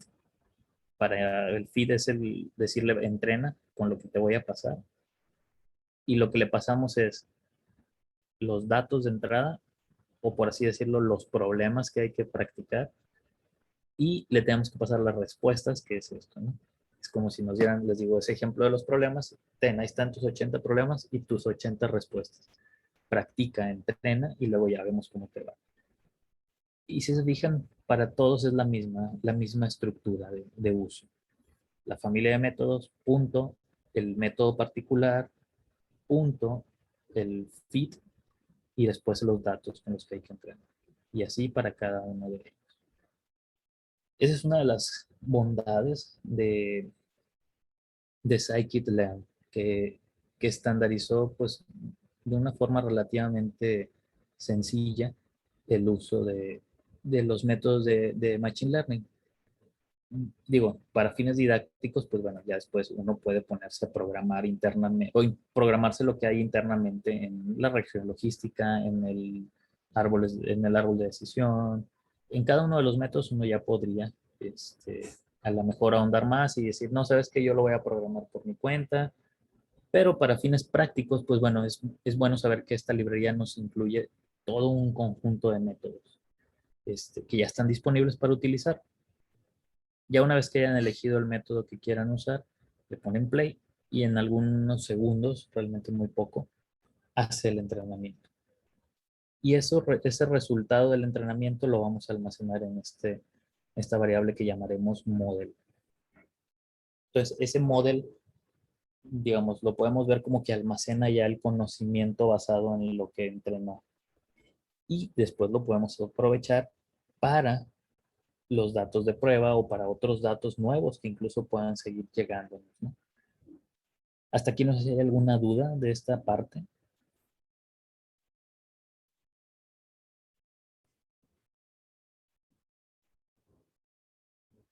No. Muy bien. Les digo, bueno, sí, no sé si alguien iba a decir algo. Bien. Si no, entonces, la siguiente parte es evaluar el modelo. Aquí vamos a revisar como que vamos a calificarlo, vamos a darle esos 20 ejercicios de prueba que reservamos para ver qué tan bien le va, ¿no? A ver qué tan bien aprendió. ¿Cómo lo vamos a hacer? Bueno, tenemos para eso el... vamos a basarnos mucho en el concepto de matriz de confusión. Una disculpa, ahí van a encontrar un pequeño error ahí en confusión. Yo creo que me confundí cuando lo estaba escribiendo.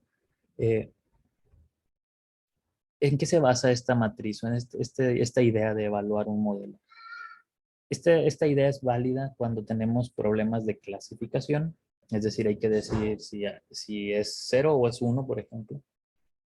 Y lo que hace es que le vamos a pasar los datos y le vamos a pasar, por ejemplo, dato de la persona tal, ahí está su edad, su sexo, su nivel de colesterol, su presión arterial. Te lo paso modelo, trabájalo y regrésame, ¿es un 0 o es un 1? Y nos va a decir, es un 1. Y yo tengo las respuestas también, si recuerdan, tenemos los datos con los datos de entrada y las respuestas. Entonces el modelo me dijo, es un 1, y yo tengo la respuesta y veo, resulta que sí es un 1, muy bien, palomita. Luego le paso otro, a ver, te voy a pasar otro de los de prueba. El modelo lo toma, lo procesa y me dice, este es un 0. Estos datos, con lo que aprendí yo, de los que me pasaste, yo te puedo decir que es un 0, que es poco probable que le dé un paro cardíaco. Y veo la respuesta y resulta que es un 1. Bueno, ese ya es un tache. Y así, ¿no? Con todos los datos que me quedaron separados de prueba, hago esa prueba como tal. Es lo que vamos a hacer a continuación. Y esos aciertos o no aciertos los vamos a ir acomodando o se acomodan, digamos, en una tabla que tiene esta forma que se le llama matriz de confusión.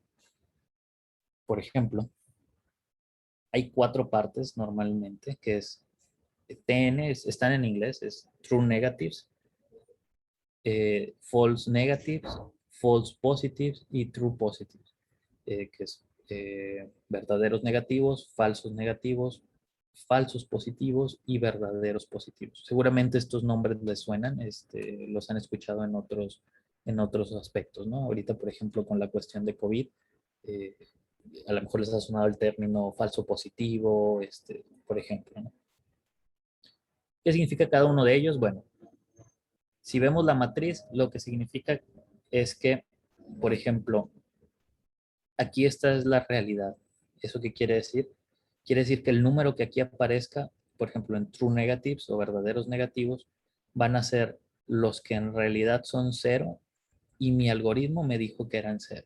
Es decir, que ahí le atinó a clasificar los que son ceros.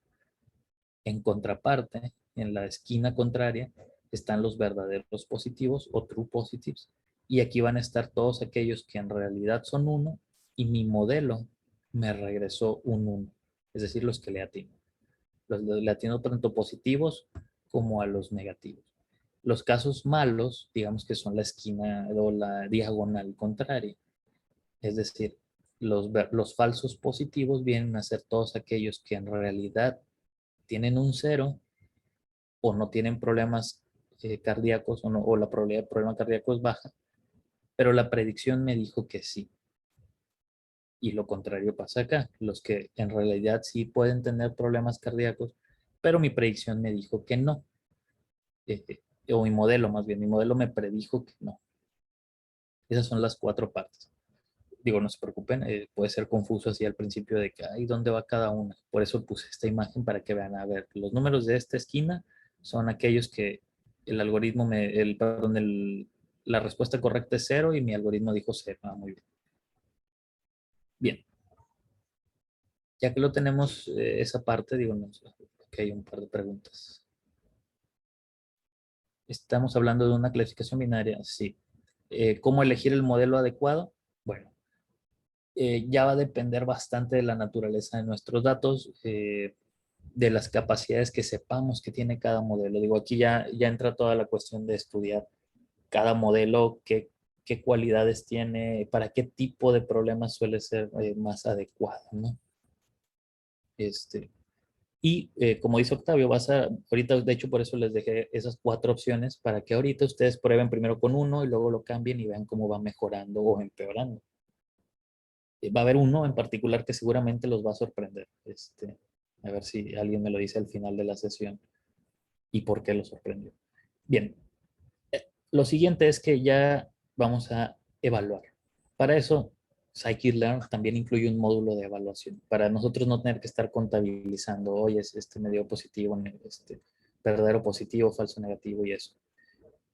Lo cargamos el módulo y vamos a ejecutar este bloque de instrucciones. Para eso primero vamos a decirle a nuestro modelo, vamos a invocar o ejecutar la instrucción predict del modelo.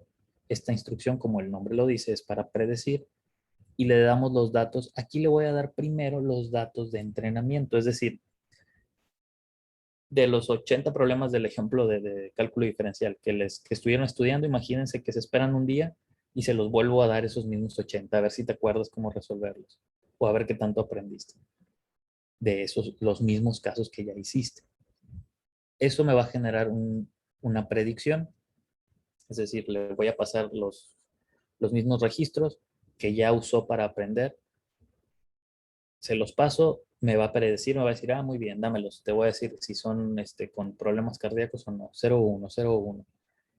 Aquí nada más es está muy compleja esta instrucción, pero la puse nada más como para reacomodar un poquito los resultados y que nos aparezcan en una fila, la respuesta correcta y lo que nos dio el algoritmo, para que comparen rápidamente o de forma muy resumida. Luego vamos a imprimir la matriz de confusión. Esa la calculamos con el módulo de Metrics. Tiene uno que se llama Confusion Matrix. Y le pasamos las respuestas correctas y las respuestas predichas. Lo mismo para... vamos a calcular dos valores adicionales, uno que se llama precisión y otro que se llama exhaustividad. Uno nos dice cuántos casos correctos dijimos, es decir, de todas las personas que dijimos que tenían problemas cardíacos, ¿a cuántos le atinamos? Bueno, ¿a cuántos le atinó nuestro modelo más bien? Y la exhaustividad es de todos los que tienen problemas cardíacos, ¿cuántos alcanzamos a detectar? Son dos conceptos que se pueden confundir. Ahorita los vamos a ver las diferencias, ¿no? También, pues bueno, estas son, digamos, medidas bastante estándar. Dependiendo de nuestro problema o lo que nos queremos enfocar, hay otro tipo de medidas, ¿no? Una que se llama puntaje o valor F1. Creo que Octavio enlistó algunas en el chat.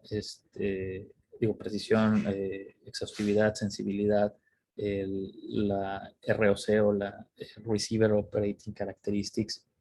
Existe toda una gama de formas de evaluar. Ahorita estoy tomando dos de las más comunes o que nos pueden arrojar más información. Voy a ejecutar esta celda y primero, esto es lo que les decía. Real me dijo, para el caso 0 o el registro 0 era un 1, es decir, una persona que sí tenía probabilidad de ataques cardíacos o de problemas cardíacos.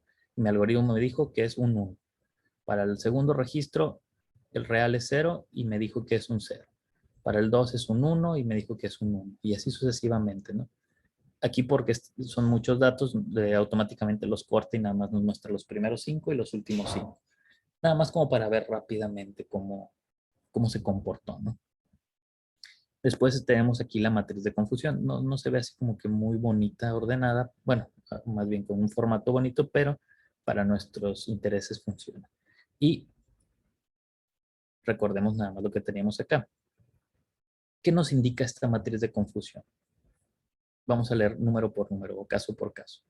Me está diciendo que yo el modelo que entrené, cuando le vuelvo a pasar los mismos valores con los que se supone que estuvo estudiando o entrenando, me dijo, te encontré 87 que te dije que no tenían problemas cardíacos y digo, o sea, de 87 no tienen problemas cardíacos y realmente no tienen.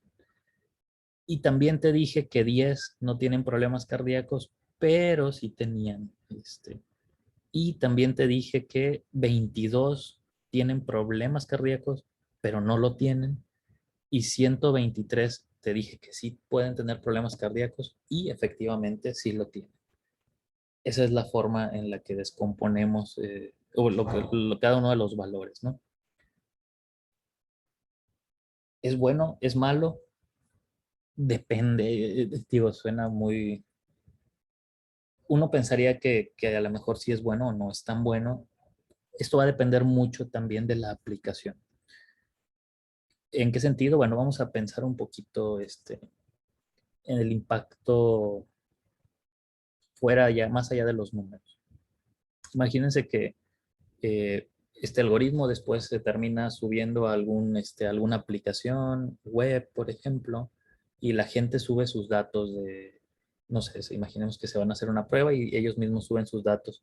Y tu algoritmo se entrenó con esto y, y resulta que de, para este caso, de 242 personas que usaron tu aplicación o la aplicación para decir si tienen problemas o no, resulta que a 123 que sí tenían problemas realmente, les dijiste que sí tenían problemas y eso está bien, ¿no? Porque los invitas a, oye, ves a un doctor, ¿no? Porque tienes probabilidades de que te pueda dar una enfermedad cardíaca. Pero resulta que a 22 que no tenían problemas, les dijiste que sí lo tenían. ¿Es muy grave eso?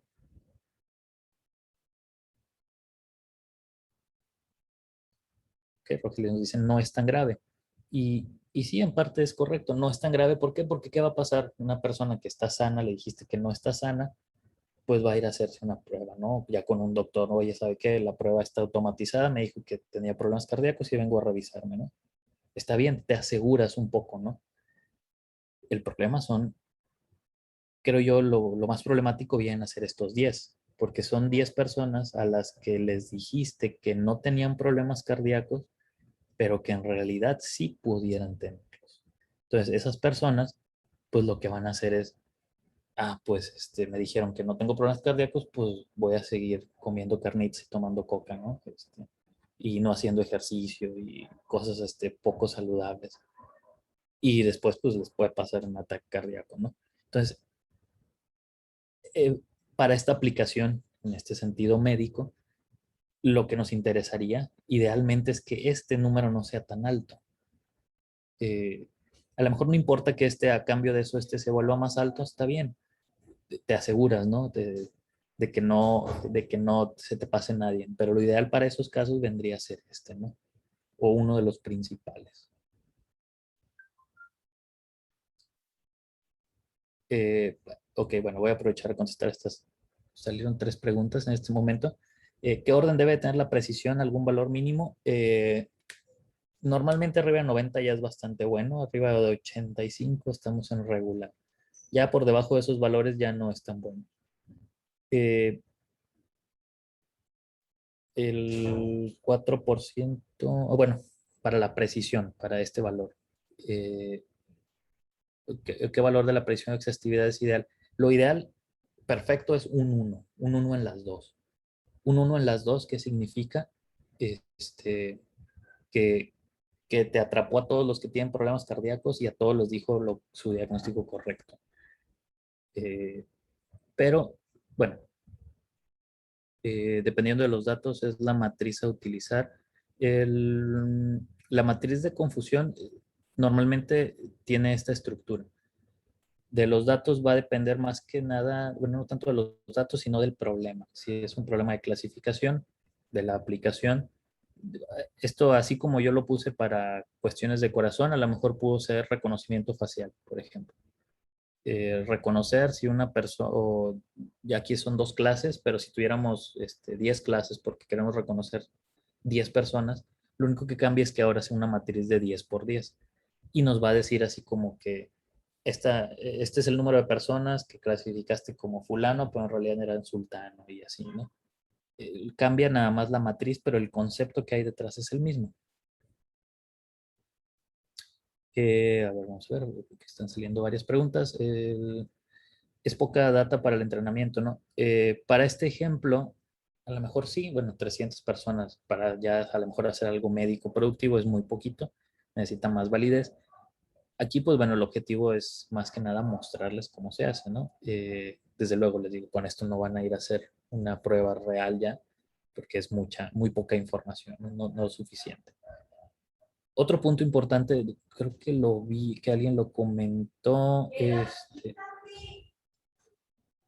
es permíteme, ¿cómo sabes cuándo es suficiente información?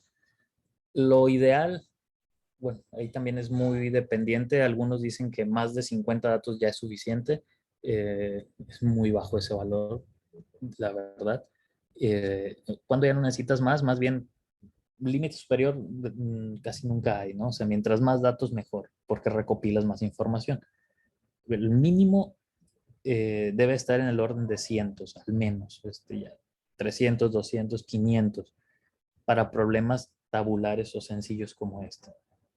Si estamos manejando una regla así muy rápida, es que mientras más dimensiones le pongamos, ocupa mucha más información. Las imágenes, por ejemplo, son imágenes de cientos de miles de píxeles. Entonces ahí sí ocupamos al menos en el rango de miles de imágenes. Y no es que si se puede hasta cientos de miles o millones. Entonces, digo, son datos así muy, no fijos, ¿no? No es como que te puedo decir, no, tienes que usar 1000.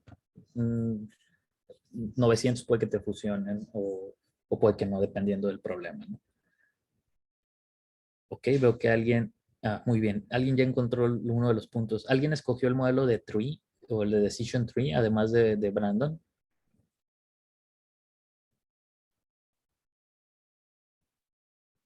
Para los que lo hayan escogido, les regresó una respuesta perfecta. Pero no hay que olvidar algo. Estamos tratando aquí con los datos de entrenamiento, es decir, le pasamos los datos con los que se supone que debería de dar muy buen resultado. Eso es importante, ¿no? O sea, imagínense, regresemos al ejemplo del examen, ¿no? Te dejé yo como, no sé, como mi mamá o mi papá me dejaron 80 ejercicios para practicar. Y luego me dicen, otra vez ahí te van los mismos 80, pero sí, a ver qué tal te va. Y le saqué, 8, un 80% bien, pues me van a decir, oye, ¿qué onda con el otro 20%? No se supone que ya habías estudiado bien. Eh, entonces, pues, por ejemplo, yo escogí el Logistic Regression y me dio estos resultados, particularmente la precisión, que es cuántos de los que dijo que estaban enfermos realmente estaban enfermos, me dijo un 84%. Y de todos los enfermos posibles, me le atinó o me recuperó o encontró el 92%. Entonces dices, bueno, no está tan mal, pero eran los datos de entrenamiento, por lo tanto, yo esperaría que tú debió de haber ido mejor. De todos esos modelos que les enlisté, hay uno que ya, bueno, Brandon ejecutó y creo que otras personas más, que te da aquí, si no mal recuerdo, aquí no me acuerdo qué número te da, pero te da un número aquí y aquí en este te da 0 y 0. Quiere decir que ese modelo le fue muy bien en los datos de entrenamiento, en las mismas, en los mismos problemas. Vamos a repetir esto, pero ahora en esta celda. Esta celda la ejecutamos y ahora es con los datos de prueba. Los datos de prueba son menos, son 61, que viene a ser el 20% de los 303 originales. La matriz de confusión que me da es esta. Y los datos de precisión y exhaustividad son estos: 84% de precisión, que es muy similar al que yo ya había tenido de entrenamiento, y 87% de exhaustividad. Ahí bajó un poquito comparado con lo que yo me había dado en el entrenamiento. Pero si no con una muestra del 10% del total de la población. ¿Te refieres para la prueba? Bueno, podemos bajarlo o subirlo de acuerdo a acá donde estaba anteriormente, aquí, en el test size. Yo le puse un 20%. Lo pueden bajar si quieren a 10. Lo típico casi siempre suele ser de 20 a 25. Depende de qué tantos datos tengamos. Si tenemos en el rango de cientos de miles de datos, 25%, 30% incluso está bien. Si tenemos ya cada vez menos, 100 datos, 200 datos, ya 20% sería ya como el máximo, ¿no? Y digo, aquí podemos repetir este proceso. O sea, imagínense que ustedes dicen, a ver, yo lo voy a poner menos aquí y voy a cambiar modelo, ¿no? Por ejemplo. De hecho, yo sí voy a cambiar modelo, voy a poner este. Si cambian de modelo y quieren revisarlo, tienen que volver a activarlo, digamos, ejecutar aquí el símbolo de play y luego ejecutar los siguientes. Esta parte, por ejemplo, la vuelvo a ejecutar y esto es lo que le salió a los que les dio el caso perfecto, ¿no? En el dato de entrenamiento. Vamos a ver cómo le va con datos que no ha visto. Si lo ejecuto, me sale esto, ¿no? Me salió un 80% de precisión y un 75% de exhaustividad. Si vemos estos dos valores comparados con el que tenía anteriormente, recuerden, el anterior me dio aquí 84 y aquí 87. Entonces, este modelo sí le fue muy bien en el entrenamiento, pero ya en casos que no había visto antes, le fue no tan bien comparado con otro. ¿Eso qué quiere decir? Viene a ser lo equivalente. Hay modelos o hay situaciones que les pueden llegar a pasar donde un modelo es equivalente a como si ustedes los 20 problemas se los aprendieran de memoria y luego les ponen, pero los 80 problemas se los aprenden de memoria. Y cuando se los vuelven a aventar, como se los aprendieron de memoria, los contestan bien al 100%. Pero hay casos, pues esos 80 los contestaron bien.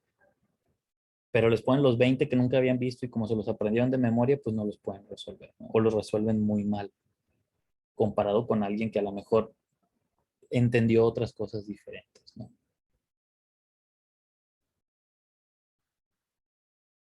Ok, si le fue mejor en los datos faltantes que el modelo lineal,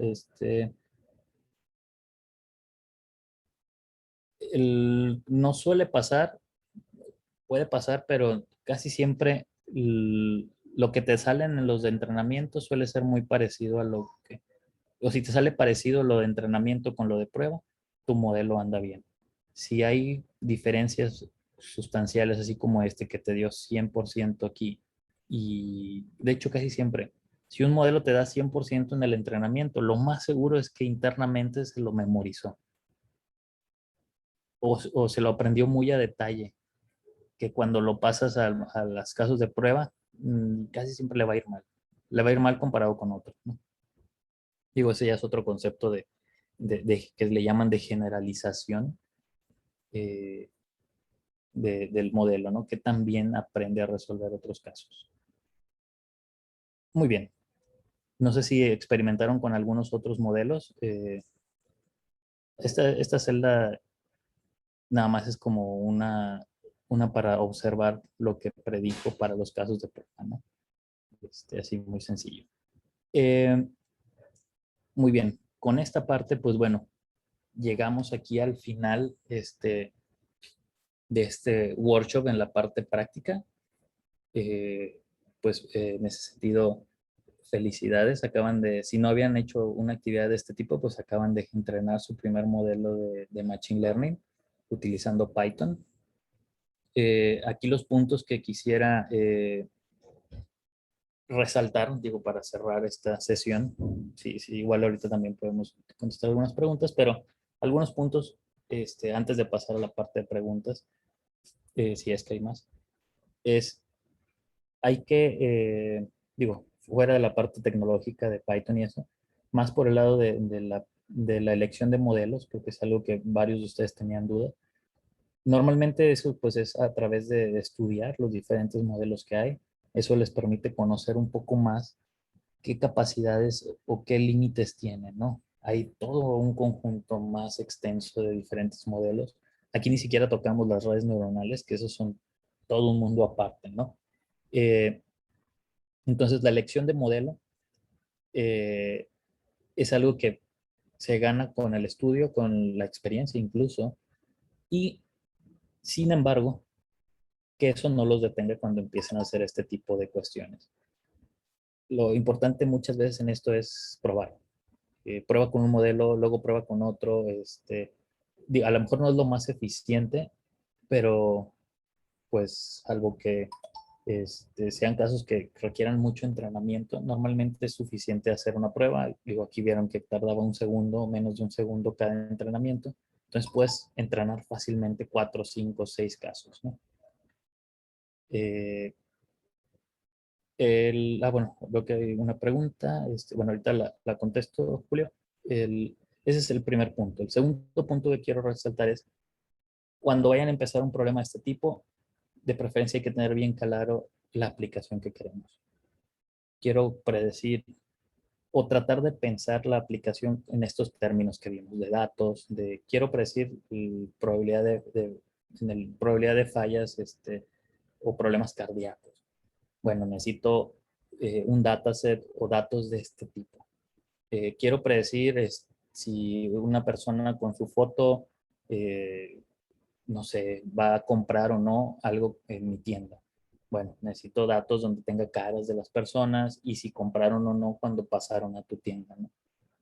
Oye, que quiero cuestiones del audio, ¿no? Para el COVID. Bueno, necesito audios y saber si la persona no tiene COVID.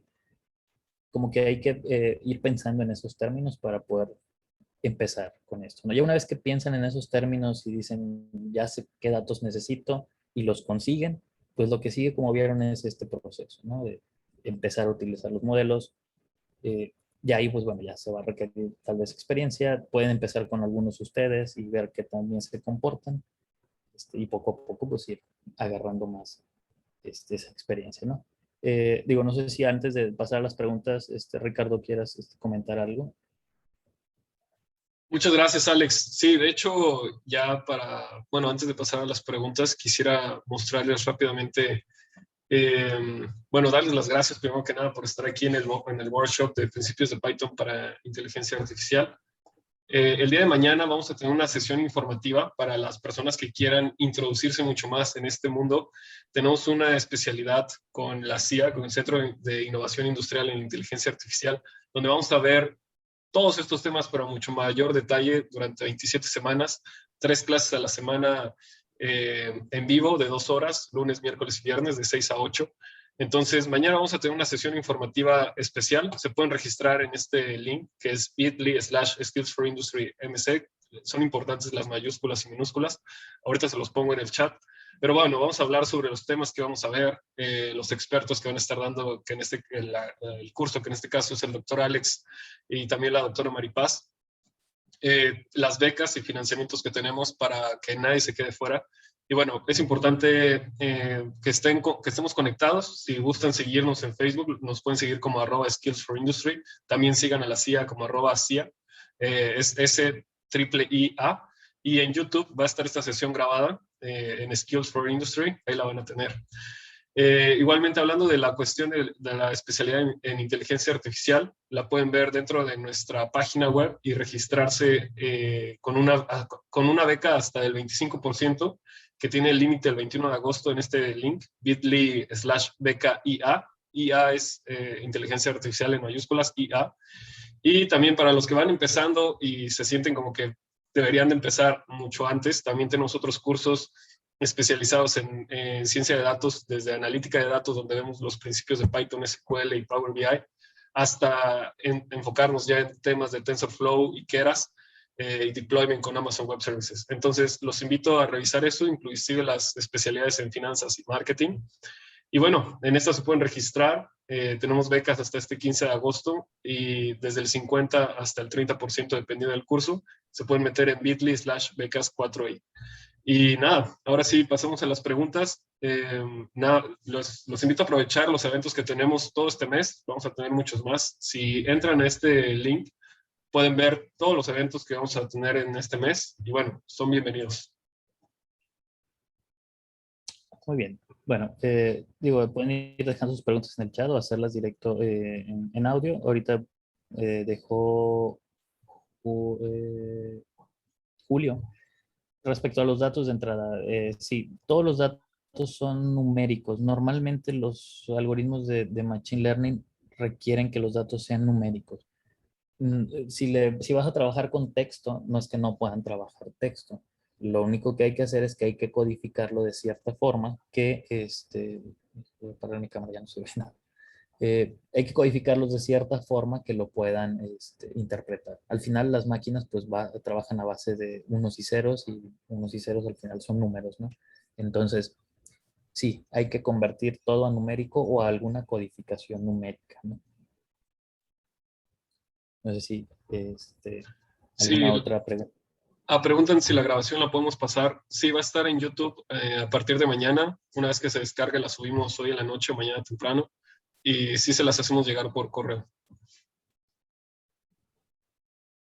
Muy bien. Digo, no sé si hay alguna otra duda. Espero que les haya gustado este pequeño workshop. Digo, el objetivo, como les mencioné, pues es empezar a manejar Python, dar, como dijimos, principios de Python y del proceso que se suele seguir para hacer un modelo de inteligencia artificial y que vean también todo lo que hay detrás, ¿no? O sea, todas esas preguntas que hicieron, pues son cosas que van a ir aprendiendo si entran con nuestro curso. Vamos a ir viendo a detalle cada una de esas partes, ¿no? Los tipos de modelos, los procesos o los preprocesamientos que hay, qué efecto tienen, todas esas cuestiones, ¿no? ¿Cuántos modelos de AI? Híjole, está complicada esa respuesta. Así de forma muy rápida son bastantes. No te podría decir hay 50 o hay 30. eh, Porque realmente, digo, a lo mejor sí podríamos numerar lo que sí, como los tipos o las familias, ¿no? Y aún así también son bastantes, ¿no? Así que creo que, Erika, ahí sí no te podría dar una respuesta. Son bastantes, pero no te podría decir cuántos exactamente son, ¿no? Digo, simplemente ahí agrupé 4 familias, ¿no? En el ejercicio que vimos, ¿no? Alex, antes de terminar, una pregunta que me hacen frecuentemente es sobre qué capacidades de Python se necesitan para entrar al curso. ¿Crees que pueden entrar desde cero o habría que darles alguien de nivel medio? ¿Desde qué nivel crees que sería bueno la especialidad en inteligencia artificial? Lo mejor para disfrutar o aprovechar, creo, al máximo el curso es sí tener un nivel básico de Python.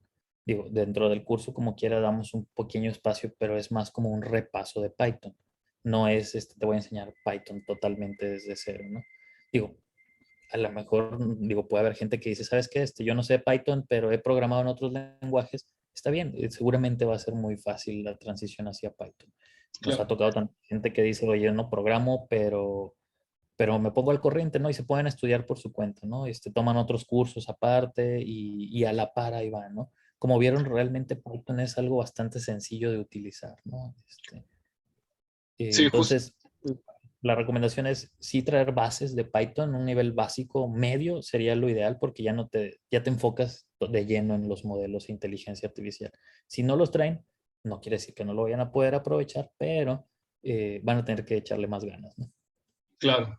Justo la doctora Maripaz me comentaba que para las personas que no se sientan tan confiadas con su nivel de Python, podríamos darles, bueno, más bien se les otorgará un pre-work de Python para nivelar ahí las aguas. Entonces, nada, son bienvenidos todos para poder comenzar aquí. Y acá nos comparten técnicas de minería de datos. Excelente, gracias. No sé si haya más dudas en este momento. Pueden llegar a usar más de un output clase. Esa pregunta está interesante. Sí, puedes usar más clases de salida, Guillermo. Ahorita lo hicimos para un problema binario, es un sí o un no, un 0 o un 1.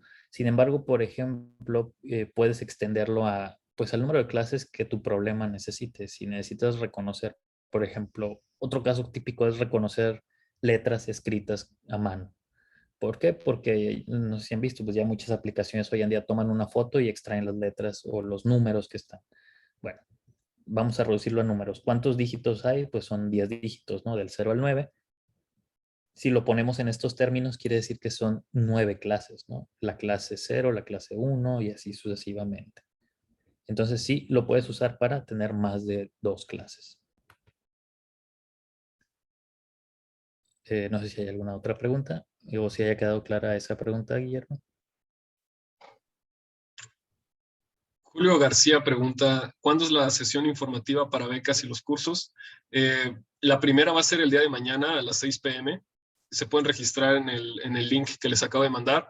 Igualmente vamos a tener otras la siguiente semana y así sucesivamente. Empezamos el 6 de septiembre. Así que vamos a tener 1 o 2 sesiones informativas cada semana, más contenido.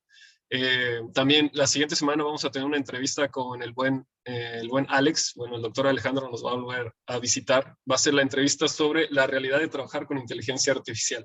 Vamos a ver lo bueno, lo malo, los retos ya realmente aplicado. Entonces, no se la pierdan. Dentro de 2 semanas vamos a tener algo en la masterclass de 5 pasos para hacer visión computacional.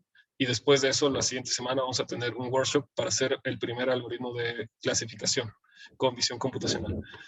Y la última pregunta que nos dicen, Alex, es, ¿podría usar uno de mis outputs para determinar alguna tendencia en mis datos?